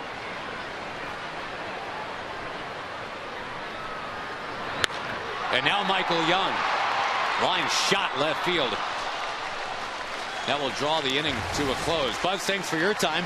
Thank you. That was fun, wasn't it? Yeah, I appreciate you letting me stay around a little longer tonight. We'll take you to break with Nelson Cruz hitting one 440-ish. It's 10-1 Texas.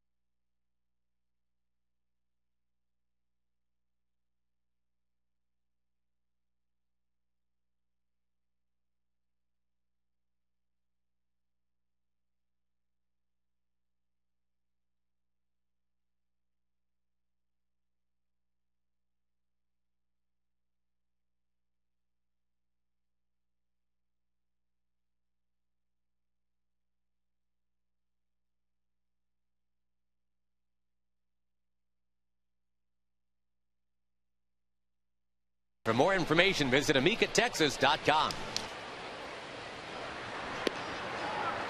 The sixth inning is underway, and Brandon McCarthy has plenty of run support right now. The Rangers lead the Oakland A's by the count of 10-1. We had 10 runs over their last 9 outs in this game. And this big crowd that'll push up towards 50,000 here tonight. They've got to be enjoying the heck out of this. The Rangers looking to get to 11 games over 500 for the first time in 5 years.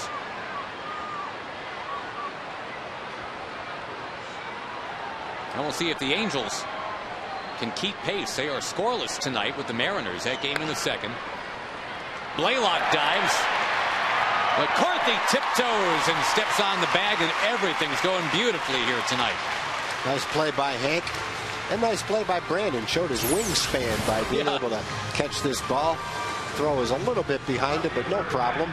Brandon just reaches back, catches it, keeps his balance, and touches the base. Good play by Hank, though. Nice diving play. Hank's looking pretty comfortable at first base. Hasn't played there a lot. You wouldn't know it by the way he's played over there, though.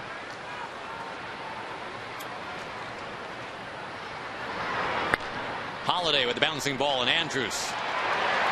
So smooth. We go to John Radigan. Yeah, Josh, over here with some of the 50,000 in attendance tonight. And as I walked in with this crowd, I got a real sense from them that they believe. Now, the Rangers have the chance to be 11 games over 500 for the first time since 04. But in 04, I never got this feeling from this crowd. I get the feeling they believe that this team is something to really embrace and watch all year, and maybe watch all the way to the playoffs. And I'm wondering, as we encourage you to join the Fox Sports Southwest Twitter page, I'm wondering why you believe. Is it the pitching? Is it the defense? Is it the customary Rangers offense that we're seeing a little bit of tonight? Or what is it that makes you believe in this version of the Texas Rangers and has you here 50,000 strong? 8 in a row now with 33,000 plus, guys. Yeah, and the crowds have been great. And I don't know, Tag, I mean, maybe some of the psychology too is this ball is going to be flared into shallow center and dropped. That's a base hit for Giambi.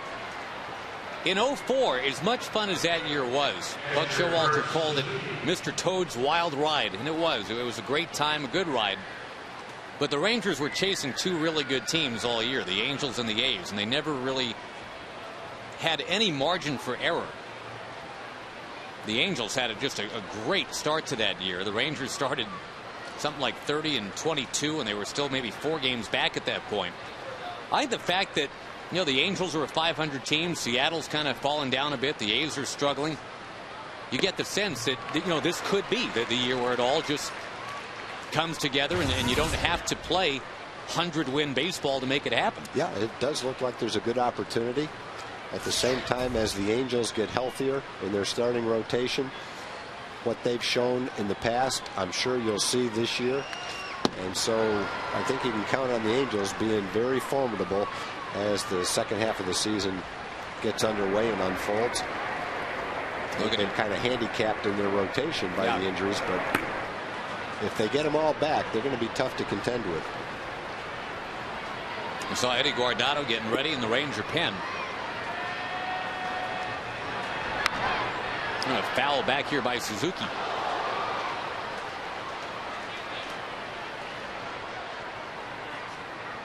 Ron Washington spent all those years as a coach with the Oakland A's, got passed over for the managerial vacancies that kind of came and went. He had to jump from the A's to the Rangers to get that long-awaited, well-deserved opportunity to manage. Suzuki off the end of the bat towards center. Marlon Byrd has got it. Oh, the Rangers just having a good old time tonight. They're leading by 9.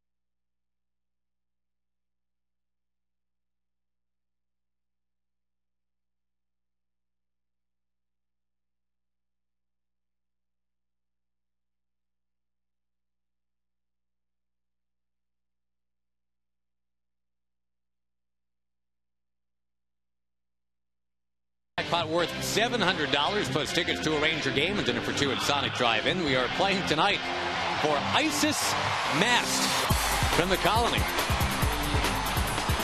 If a Ranger hits the Grand Slam this inning, Isis wins $25,000. You can register at any North Texas Sonic restaurant. Some home run candidates here: Hamilton, Jones, and Cruz. Of course, if you play for the Rangers, you are pretty much a home run candidate. The Rangers lead the majors in that department. And Josh Hamilton's only got 6. Last year he led the American League in runs batted in. Of course, this year he spent some time on the DL. But here he is with 24 runs batted in. That is about 30 behind the leader right now, Evan Longoria. Landon Powell, by the way, in the game as a new catcher. And Powell, a guy that actually grew up about a mile and a half from Josh Hamilton down in North Carolina. They're both from Apex, North Carolina.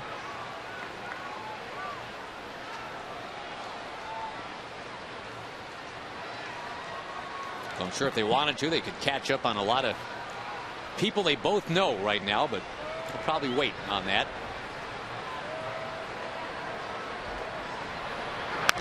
Hamilton pounding one foul.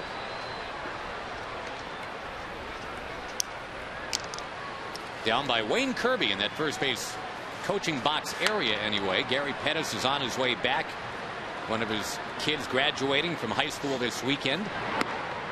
I believe, from what I remember Gary telling us, he was due back in sometime kind of 8-ish or 9-ish tonight. So it could be that he's actually on the ground and heading here, but looks like Mr. Kirby's got things under control. Hamilton sends one to left. One up, one down. We go to Jim Knox. All right, thank you, Josh. Look who we have here. It's Texas Ranger Jim Sundberg, and going to go over youth camps. You got a number of good ones, as well as a women's youth camp as well. We do, Jim. We have a premium camp for the Ranger player, and those are for the little bit of the higher end kids. We have a fundamental camp for those that are really wanting to learn all of the fundamentals. We have a mini camp for the young kids, and then we have Moms on the Mound with Ruth Ryan and my wife Janet Sundberg to teach moms a lot of things about baseball. Of course, both Ruth and Janet have had kids that played sports as well as being around Major League Baseball all their life. So we got a lot of different camps, and easy to sign up. They're starting here in June, and we'll go through July, and go online to TexasRangers.com and look for camps, and should be able to find the camp right for you. There we go. TexasRangers.com. Look for camps. Appreciate it, Jim. Good to see you, Josh. Thank you, Jim. My son's been at those camps the last couple of years. He's had a great time, so I'd encourage everybody to call and check that out. A couple outs here in the 6th inning. Nelson Cruz will come up next.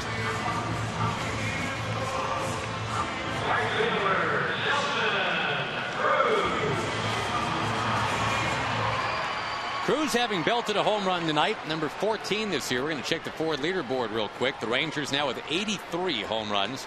The A's have 34. Nelson drives another one, but this one will be caught in left field.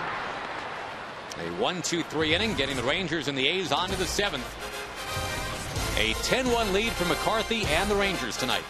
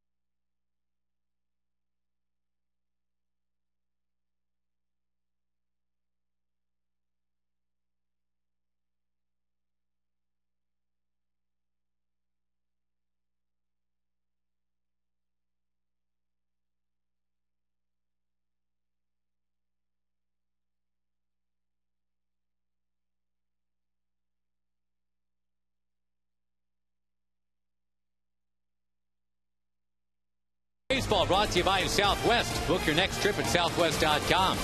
By the state of Texas Department of Transportation. Unbuckling up can cost you $200, so click it or ticket.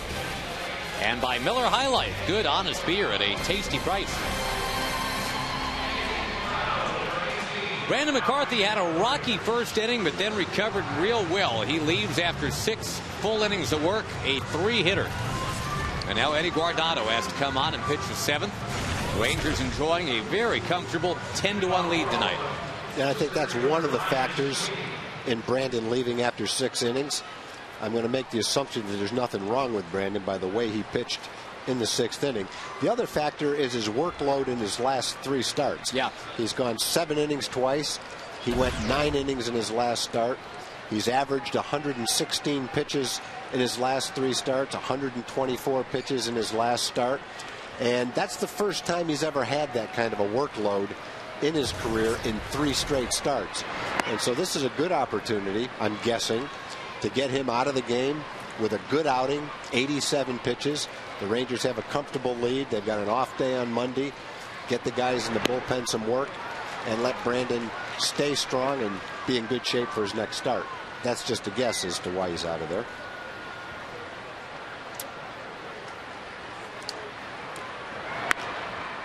Ryan Sweeney's going to pop one up near Michael Young. In the foul ground, and he's got it. As for Brandon McCarthy, the 6 innings, he did walk 3 all in the first inning. I think you're exactly right, Tag. I mean, after the 124 pitches last time, if you've got a chance to dial it back a little bit, tonight's the night to do it. Yep. And I don't think there was any indication that, at least I didn't see any indication that Brandon was tired or hurt. But this is a long season. And let's remember, Brandon, the last couple of years, has not been healthy. He has been healthy all season long. He's definitely headed in the right direction. Has a chance to go to 5-2.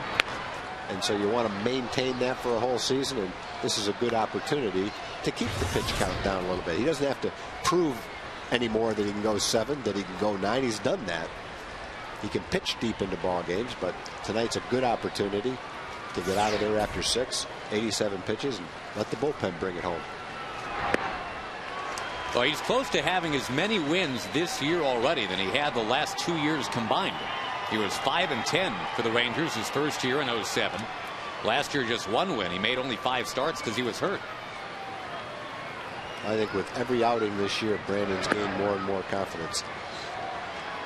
The only bad start that he had really was back on May 7th in Oakland when he gave up 7 runs in 4 innings. He struggled with his mechanics that day, but bounced right back from that.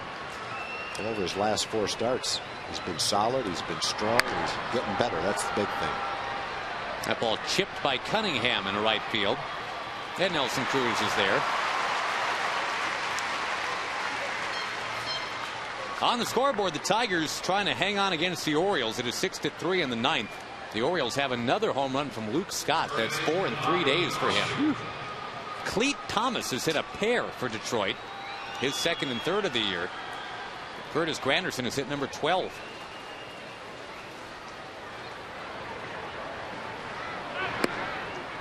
Crosby takes up and outside. The Yankees still lead at Cleveland 8-3 in the 8th. CC Sabathia's return to Cleveland.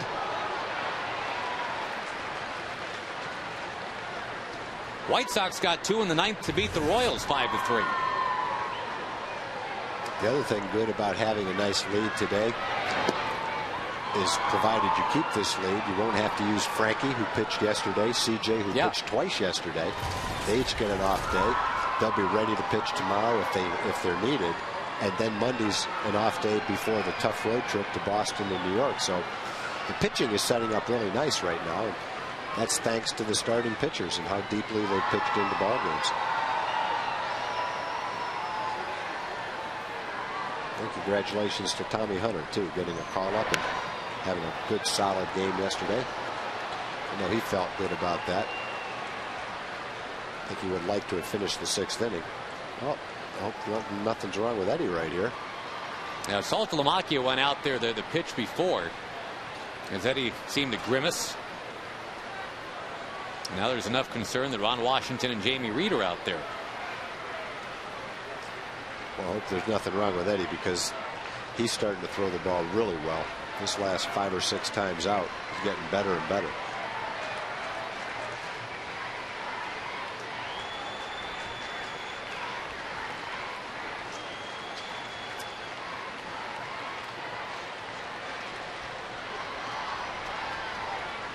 Well, Eddie's convinced the men he needs to convince that he can continue. Angels and Mariners still scoreless, by the way, in the 3rd.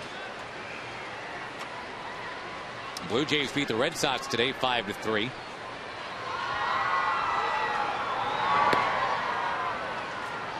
And Tampa Bay over Minnesota 5-2. David Price 11 strikeouts, beating Francisco Liriano today. Chop ball to Elvis Andrus. On the run to throw out Crosby. And we are at the 7th inning stretch here in Arlington. All Rangers tonight. It's 10-1.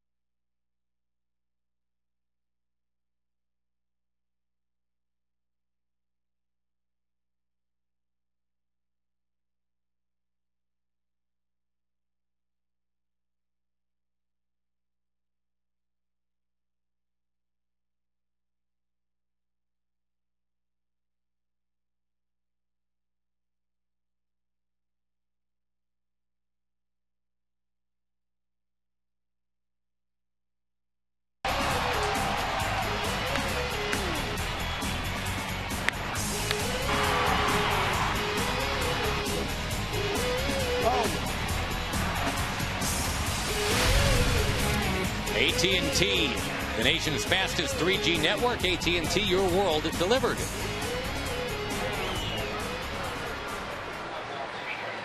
Yeah, that's right. Rangers 10, Oakland 1. As the Rangers are poised to go to 30-19 in what has been a glorious 2009 season so far. But we're still in May. A lot of work still to do. Rangers GM John Daniels has been on record saying that the road is littered with April and May success stories when you look at how baseball has gone. It's a great start. Now the Rangers need to keep it going. There's a new pitcher to tell you about as we check out our Firestone in-game box score. Russ Springer is on the mound now facing Blaylock. Just so much better to get off to a good start. Last year, the April and first half of May that the Rangers had completely disguised how well they played over the next couple of months. Yeah. But if you can get off to this kind of a start, it just gets everybody's hopes high, increases the interest. And you can tell by the crowds the Rangers have had lately that that's the case.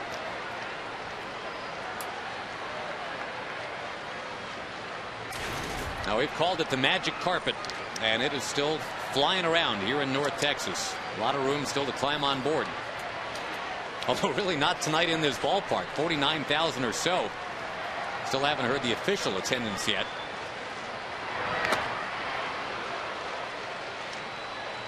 Russ Springer is a guy that on this Oakland pitching staff, kind of the 40-something oasis in a desert of 21, 22, 23-year-olds.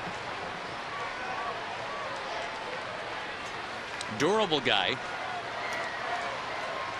I think the A's, as you've talked about, Tag, they needed a little bit of been there, done that to kind of balance things out here. It's an overwhelmingly young team, and they brought in a bunch of veterans as spring training got underway. Yeah, I think the guy that they had in their starting rotation that they've missed has been Justin Dukeshire. He's been an all-star, and he's been injured and hasn't been able to take his turn. But he would have been a nice veteran presence in a very young rotation.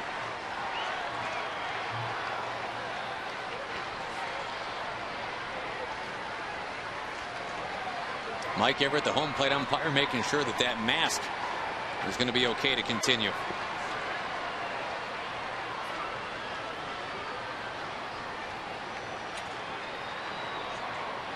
That's the guy that was tracking the ball that the now legendary Steve Bartman reached out and interfered with in that Cubs and Marlins NLCS. That was the umpire that had to make that call. The no call, as it turned out.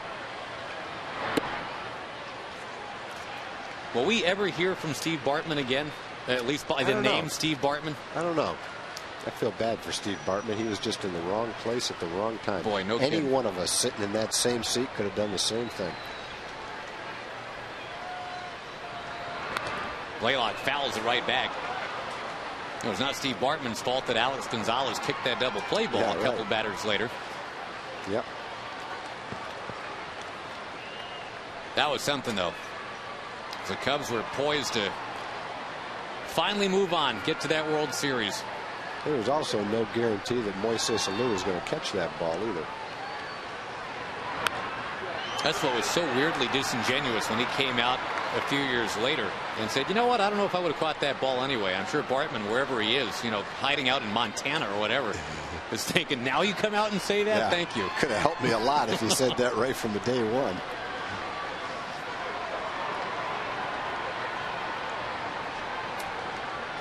Three-two pitch. Walked him. Another strong at bat for Blaylock. Marlon Byrd coming up next. Home Depot presents doing more on defense. And that was Marlon Byrd doing this.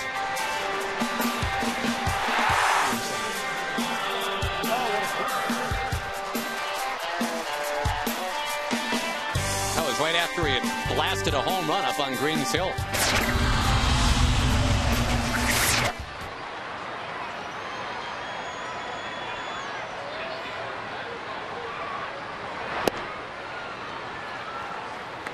Rangers trailed this game 1-0, then had 3 in the third, 3 in the fourth, 4 in the fifth.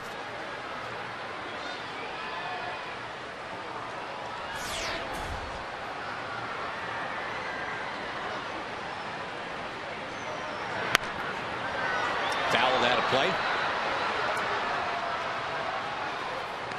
Marlins' former teams played each other tonight. The Phillies and the Nationals. That game's still going on, actually, in Philly. 9-6 Philadelphia. Ryan Howard, a pair of home runs as he gets up to 14 for the year. Washington could drop to a 62 Mets style 13-35.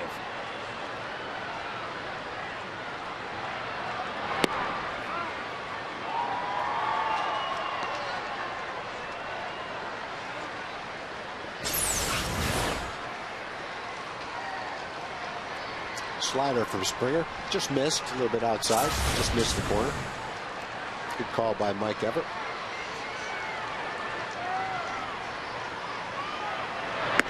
Upstairs. Got the Brewers leading the Reds tonight 9-5 in the 8th.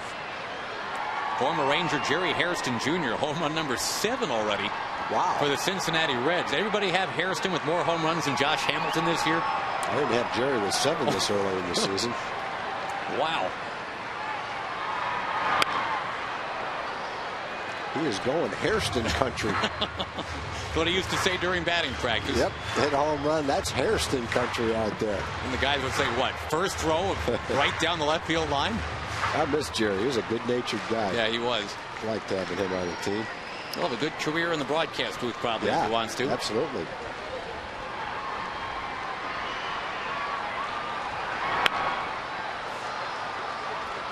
For the Brewers in that game, Ryan Braun home run number 9. Mike Cameron's got 10 already. And Prince Fielder has hit number 12.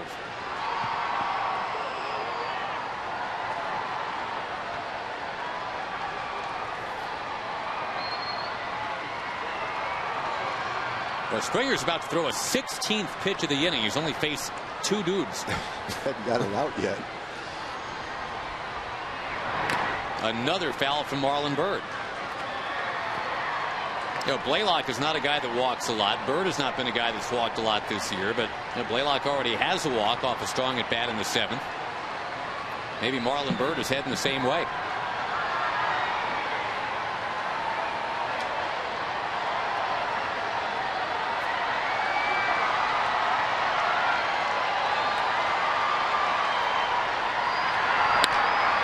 Winning out, driving it to right center.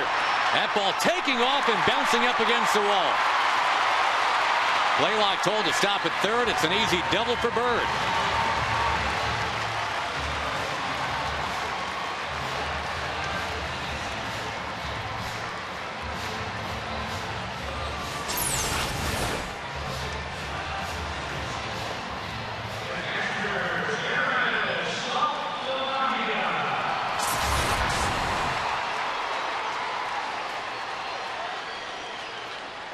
Now Saltalamacchia will bat, and there's still nobody out.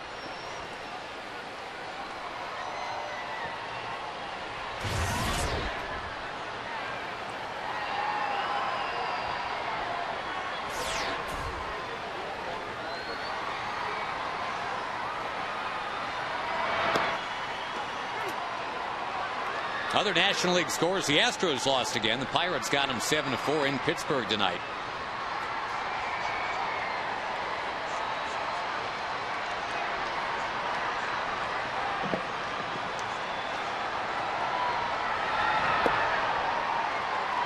Padres leading the Rockies 6-4. Jim Tracy now in charge of Colorado with Clint Hurdle given the gate yesterday.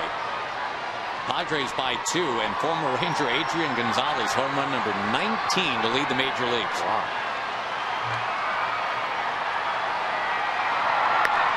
Smash but foul. Adrian's one of those guys that when he's young, when he's 18, 19, 20, 21, he wasn't hitting for a lot of power, a little bit like Rafael Palmeiro in that regard. Yeah. And so, you know, you say, scouts say, well, I don't know if he's going to have power. Well, he sure has developed it. And sometimes it's difficult to predict. You don't see it until a guy reaches his mid-20s. And he has definitely come into his own as a power hitter. Well, and his home ballpark is Death Valley, yeah, too. It's not easy to hit one out there. And it's not like he's really well protected in that lineup. No. You know, he's always a good hitter, kind of a line drive hitter, hit doubles in the gap. And he's definitely learned how to turn on the ball, hit it up in the air, and pull the ball now. It might be the year Joe Mauer does the same thing.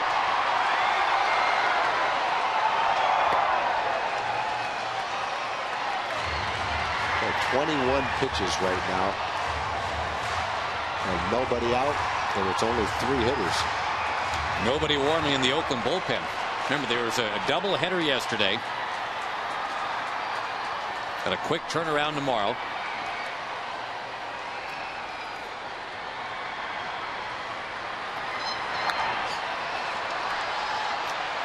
The Rangers are making a lot of fans happy with foul balls in this inning.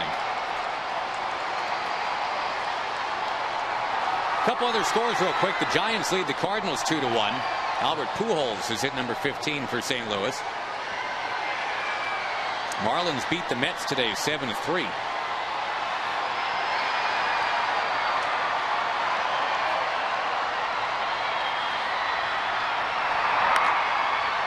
Anybody else want a foul ball?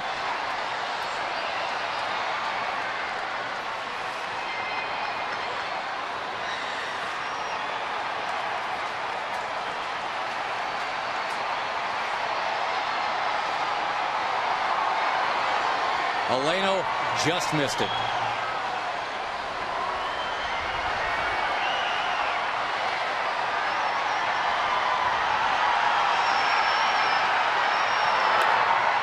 Come on, Aleno, go get that one. Aleno's got one of the best deals in sports. You know what his deal is? What's that? When Aleno goes on the road with the Rangers, his wife packs every single bit of his suitcase and labels his clothes on what to wear every given day of the trip. Now that's a good deal. What a wife. I asked him, are you colorblind? He goes, no, I just don't care what I wear. I don't care what the colors are. And my wife doesn't want me to be embarrassed. So she packs it and tells me what to wear. So that's the key. Just start wearing crazy colors and your wife will pack your suitcase for you. I don't have that deal. I don't have a lot of fashion sense either, but I still don't have that deal. The bases are loaded, nobody out. And a quick reminder is tomorrow the Rangers play the A's again. It's Drumstick Ice Cream Sunday. Kids 13 and under get ice cream for just $1. Sponsored by Jack FM. It's also photo day tomorrow. First 5,000 folks with a camera able to get on the field before the game, take pictures of the Rangers. Cap day tomorrow, so there are all kinds of reasons to come out. Also, if you'd like to help Eleno pack. No, he doesn't need any help. Right, if His wife needs no help. If you want to help me and Tag pack, come on out. So one thing I hope Eleno's wife does again this year is cook that chicken mole. Oh, mole with the good. rice. Hey, by the way, for Springer, 26 pitches. He has faced 3 batters. Yeah, I don't know you'll see 3 batters. I think each one of them has seen more than 8 pitches. It's not like one had a 15-pitch at bat. They've each had an 8 or more pitch at bat.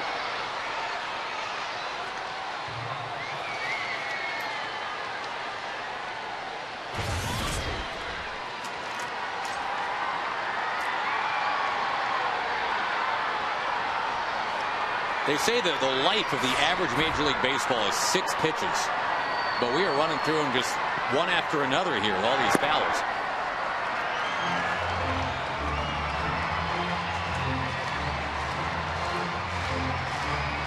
That's the research. A foul ball or a home run occurs every 6 pitches on average. Average number of pitches in a Major League game is about 300. So on average, there are about 50 chances a game to catch a ball somehow. Although a lot of foul balls never do get in the stands, right? So it's probably a little less than that.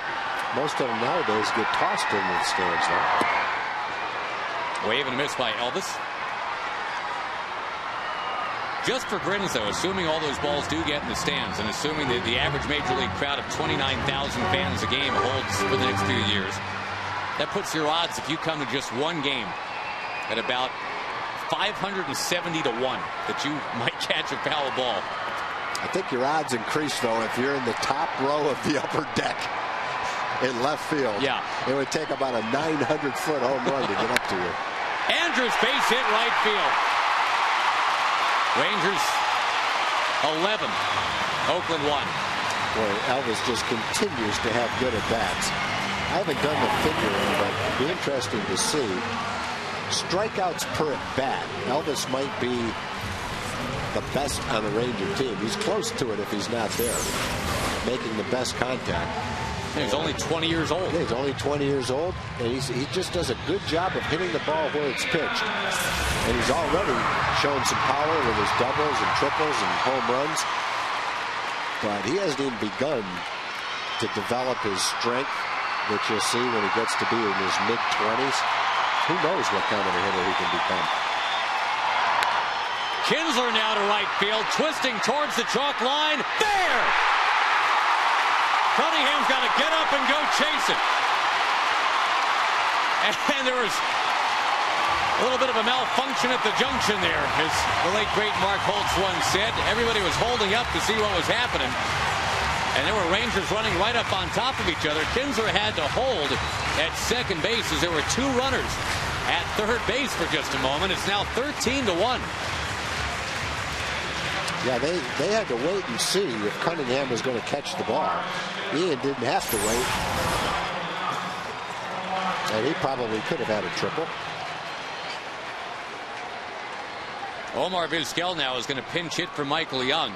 3 runs in, still nobody out. Runners at second and third.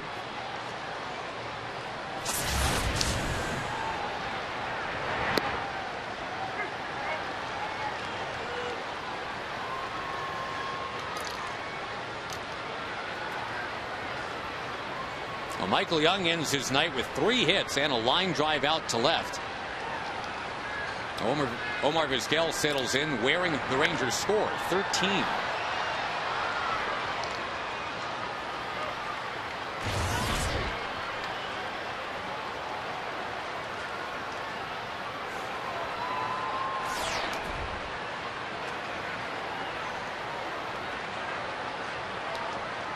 Josh Hamilton on deck. 33 pitches in the inning and still nobody out. Again, Vizquel pinch hitting for Young, who doubled twice tonight among his 3 hits. Our Coors Light freeze cam show you where the pitches were.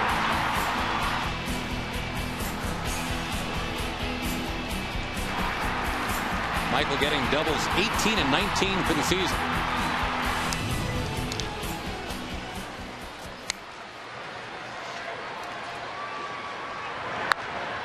High pop-up from Omar Vizquel. Foul ground. Landon Powell will make the catch. Springer finally gets an out. He's thrown 34 pitches.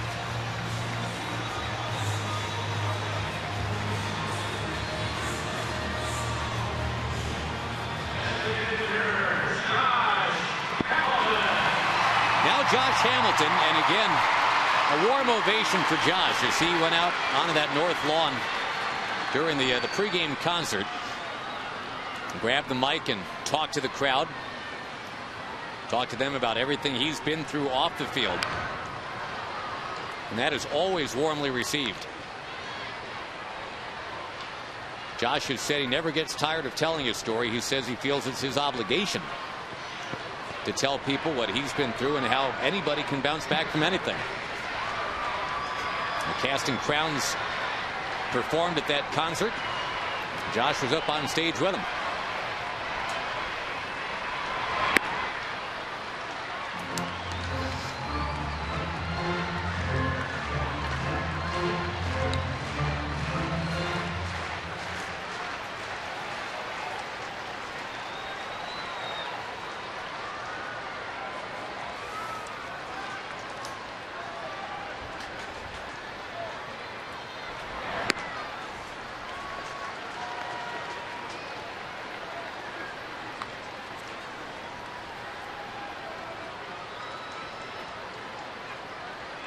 As you can imagine, pretty much everybody has contributed to the onslaught tonight. The only hitless Ranger right now is Andrew Jones.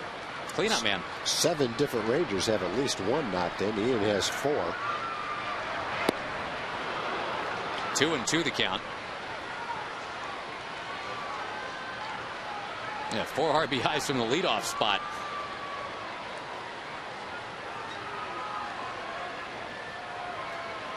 Rangers have homered onto the hill in center field 3 times tonight.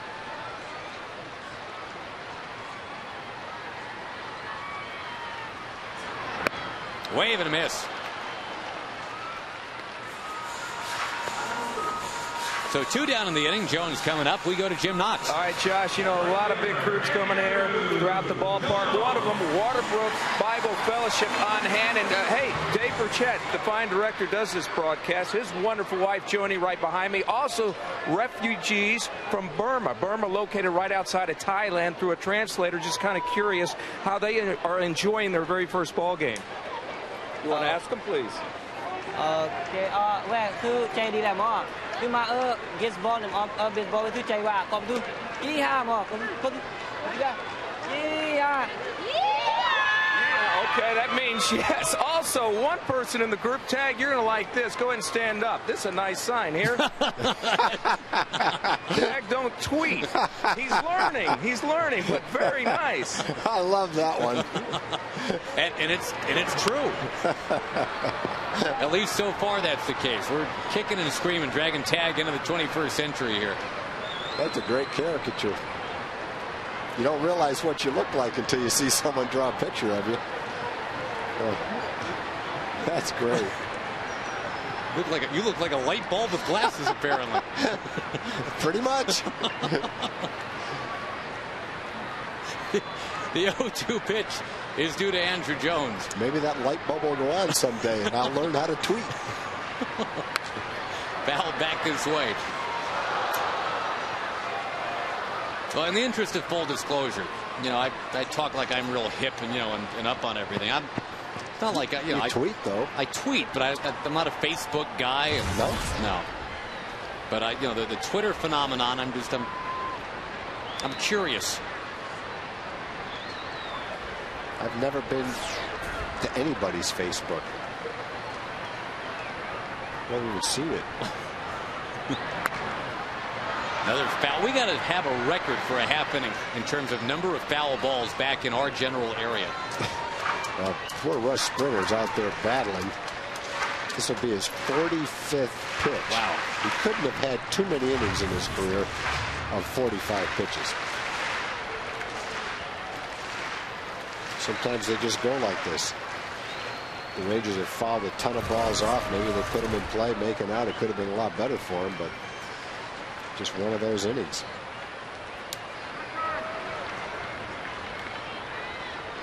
I'm just thinking, you know what a great home run call would be? Tag, don't tweet. That ball don't tweet.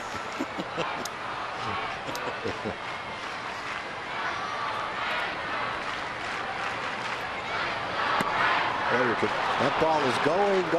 Tweet, tweet, tweet, tweet. Maybe. It's the kind of night where we can take some liberties. The Rangers are done hitting in the 7th, leading 13-1.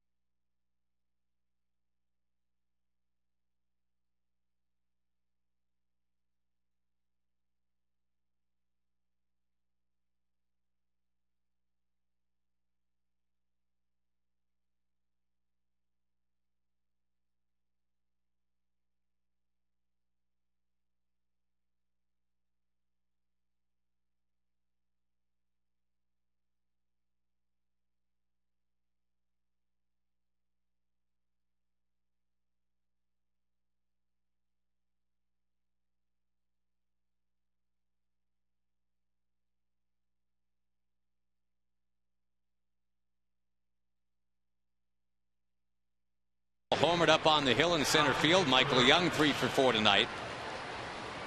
Well, the Rangers lead the majors in home runs. Blaylock went first tonight. Same dude in the Mark Teixeira cutoff jersey goes 0 for 2 chasing those. And then Nelly Cruz.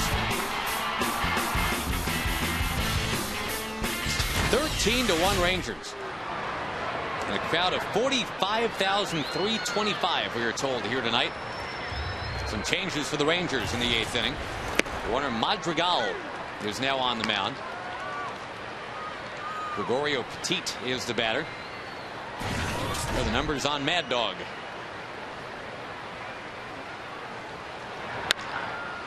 Towards center, Marlon Byrd drifting back. No problem. Good job by the Ranger bullpen so far. 4 up and 4 down. Vizquel stays in the game. He had a hit for Michael Young.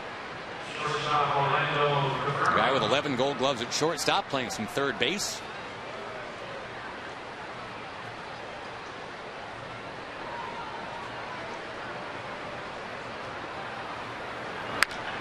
Swinging right away is Cabrera. And into the corner it goes for Nelly Cruz. He couldn't get it. And comes away with a smile. Because Bird is yelling at him from way out there in the center field.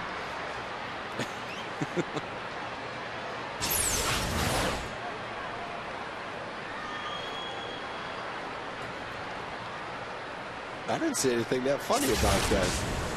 Marlon did, though. Marlon finds humor in a lot of little things. That ball hit in the air towards left. That's a tough play for the outfielder, though. When you're going full speed, there's not much room between the wall and the foul line. And even though it's padded, you just can't smash into that thing going full speed. Marlon does tend to have a good time period, and that's great to see. One of the leaders on the team. Always got a good attitude, positive attitude.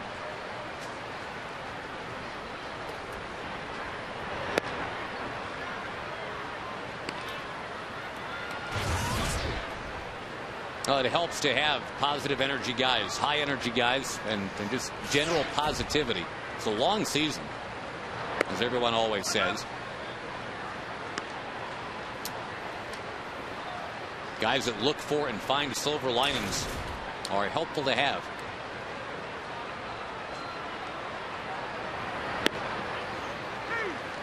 Strike to Kennedy on the outside corner. As we found out from the Yankee series, it's not always going to be rainbows and lollipops all the time. There are going to be stumbles during a long season. But how quickly you shake off the disappointments, I think, is a telling factor sometimes. There's a quote that hangs in Ron Washington's office from Confucius. Something about our greatest glory is not in how many times we fall, but how we rise up. I know a few statements by Confucius. You want to hear any of them? Sure. How about any poems involving Nantucket? You got any of those? Got a few of those too. I like the one. I didn't even know Confucius knew about baseball. I didn't know they had baseball back then. Oh, he had a pretty good baseball one. Confucius hit 273 one year.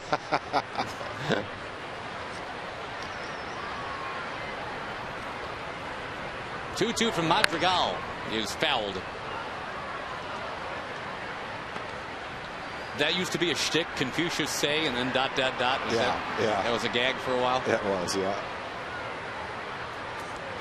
Back in the days of you doesn't have to call him Johnson. No, it was before Johnson came along.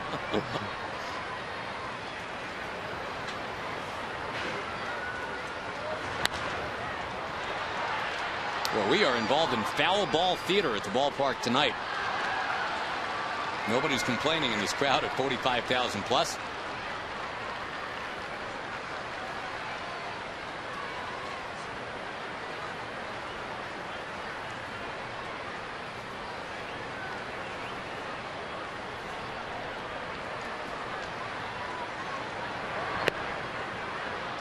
The A's have only 3 hits tonight. How about a big league debut? You want to see one of those? Guillermo Moscoso is getting ready. This would be a nice way to dip his toes in the water. Rangers leading comfortably. Whoa, just outside. Kennedy draws a walk. Let's see if it was outside. Watch the glove. All right. He had to move it a little bit. Does he move it out of the strike zone? And the winner is? Let's see. Number 9. Ooh, it just barely was out of the strike zone. Pitch Tracker brought to you by Amica Insurance. It's not just how you're covered, it's how you're treated. Rajai Davis will step to the plate now. And pinch hit for Holiday.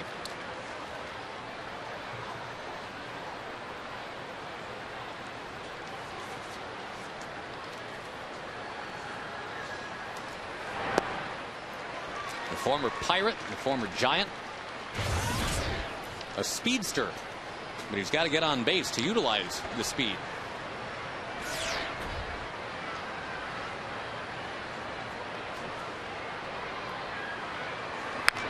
Rajai, we are told, is Sanskrit for king.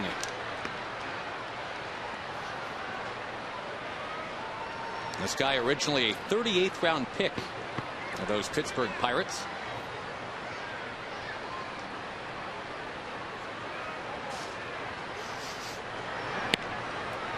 Got him. They got the king. On a night where the Rangers are just basking in the warm glow of a job done well. It is 13-1. Bottom of the 8th coming up.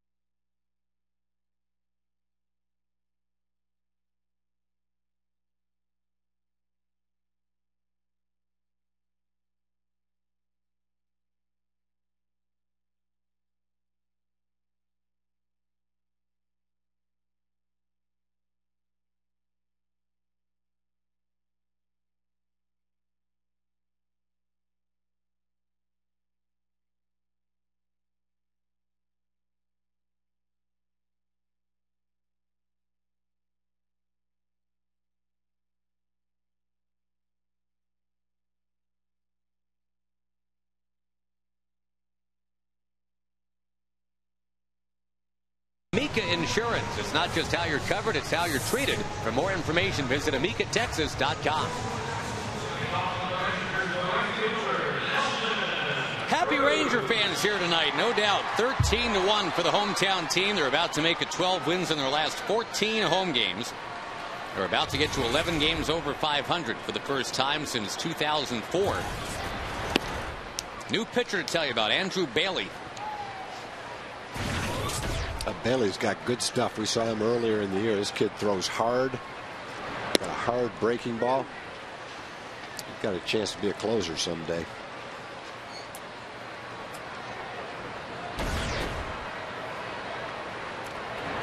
I always thought I had a chance to be an astronaut someday. I give Bailey a better chance of being a closer. I failed the height test. Not your fault. Well, also would get sick on like the teacup rides too. No shot at. I wouldn't either. There's a base hit for Nelly Cruz in the center field. Nelson had the home run earlier tonight. Now a solid single in the center. Folks, when you're away from home and you can't watch your Rangers, catch the game on your computer with MLB.tv. The ultimate baseball experience featuring 100 out-of-market games per week. If we can't get you a twittering, maybe we can get you tagged to check that out at TexasRangers.com. Blaylock sends one deep to center field. To the track. At the wall. Caught by Davis. Bidding to become another in the Hill gang tonight. Blaylock's already found that hill once. The Rangers have hit it up there 3 times tonight. Yeah, Hank swung the bat well tonight. A base hit and a home run. He's walking. Almost had home run number 2.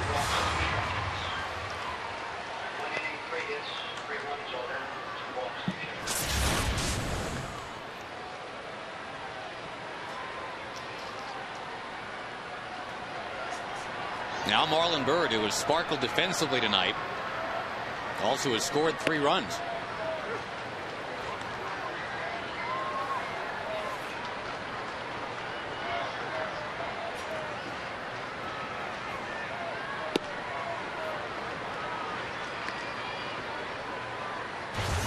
Same 2 teams tomorrow. Don't forget, a 2:05 first pitch. The Rangers have Kevin Millwood on the mound. Marlon Byrd on base again. Cruz takes a turn and goes to third. The runners at the corners. A 2-strike base hit for Marlon. Jared Saltalamacchia comes up next. While Salty steps in, let's step out for just a moment. Bring in John Radigan.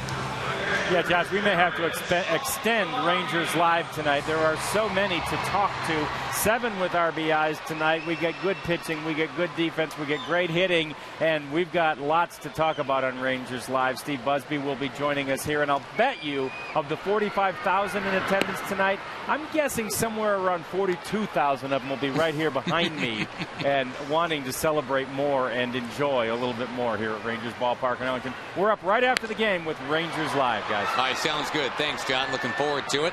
Saltalamacchia to right field, and the Rangers kind of have to take this run here. Nelson Cruz comes on in. 14-1.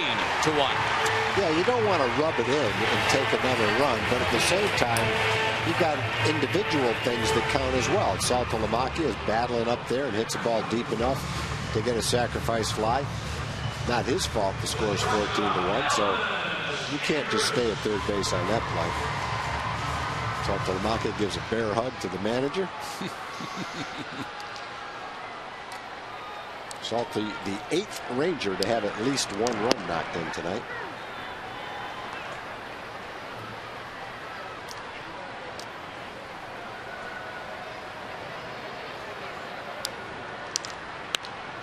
Andrews with a foul ball back in the crowd. This team needs to loosen up a little bit, you know. See, Ron likes that. He was with the Oakland A's in their heyday, at least their recent heyday, and that's the way they were. So he probably enjoys that. Andrews back to the mound. For the first time tonight, the Rangers have a 1-run inning. A sea of 3s and 4s. They're leading 14-1 at the end of 8.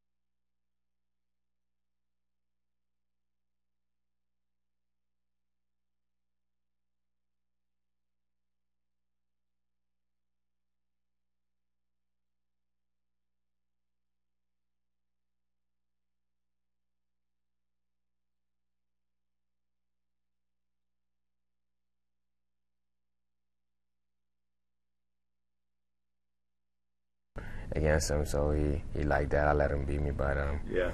But it's you know, I play all the video games and we all of them. Andrew Jones grabbing life by the horns. The Rangers and the A's proceed to the 9th. Yeah, Rangers 14, Oakland 1. Now time for a big league debut. 25-year-old Guillermo Moscoso from Maracay, Venezuela. He was the guy acquired in the Gerald Laird trade with the Tigers this past offseason. Tremendous minor league numbers in that Tigers organization. 03 through 08, ERA of 2.49.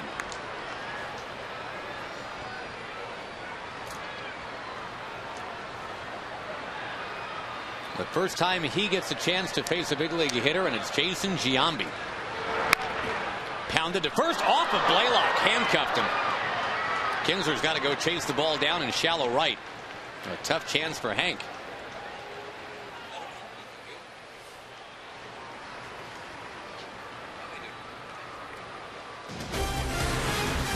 Texas Ranger Baseball brought to you by Southwest Airlines. Book your next trip at southwest.com. By Romano's Macaroni Grill and by your Texas Ford dealers. Check out the all-new F-150 and drive one. Ford is the best in Texas.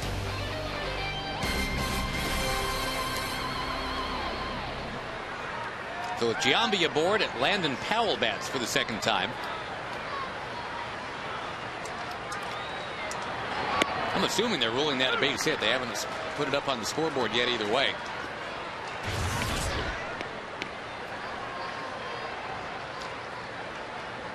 It's a base hit in my book. I'm not changing it no matter what they put up there. Dan Shinnick's the official scorekeeper tonight. More of a word with him if that's not a base hit. They'll take him out back. Take him out back and give him some instruction.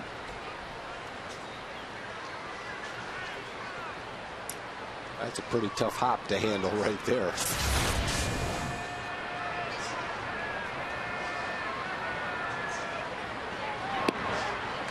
Moscoso missing to Powell.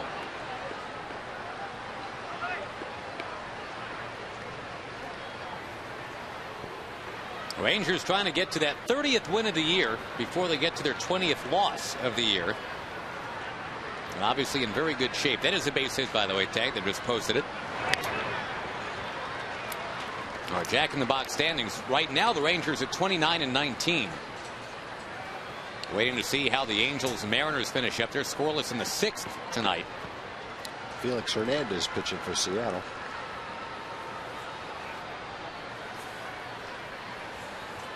Angels lost yesterday while the Rangers were winning a doubleheader.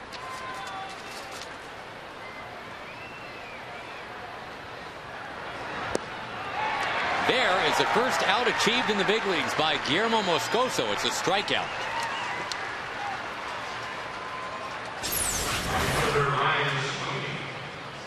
He gets it with a pretty good curveball. Kept it down.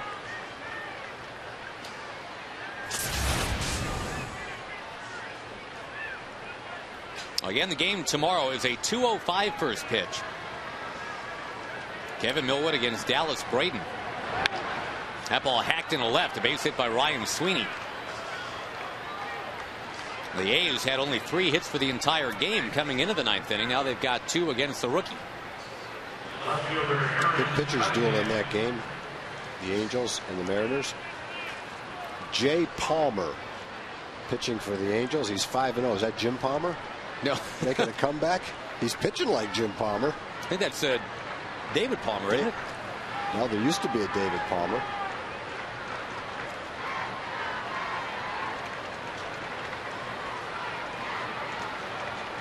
We haven't seen the Palmer for Anaheim. Is it Matt Palmer? Matt Palmer, that's what it is.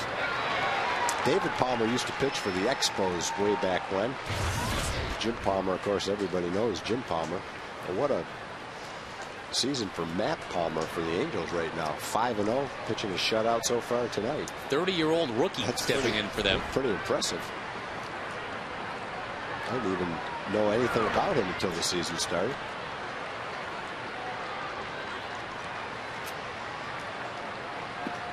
Well, the Angels have had to go real deep, as it turns out. All those injuries, and of course the tragic passing of Nick Adenhart in the first week of the season. Well, they have all those problems, and then have a guy like Palmer step in and do that kind of a job. It's pretty nice. Palmer, a guy that had come up in the Giants organization and never really got much of a chance. I'm getting out the Angels media guide right now. They gave him uniform number 90 in spring training. That's not a good sign. No. If you're trying to make the team as a defensive end, that's a good number to have. But he was a 31st round pick of the Giants back in 2002. Well, he's pitching like a #1 pick. Yeah. Out of Queen Creek, Arizona. They have him listed as Jay Palmer. That must be maybe his first name. Let's see here.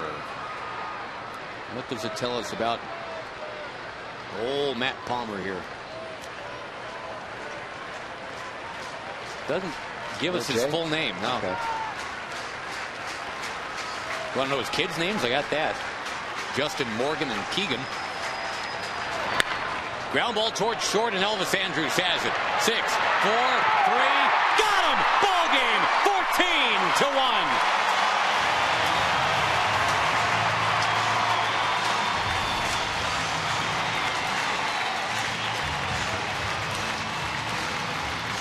For the first time in 5 years, the Rangers are 11 games over 500.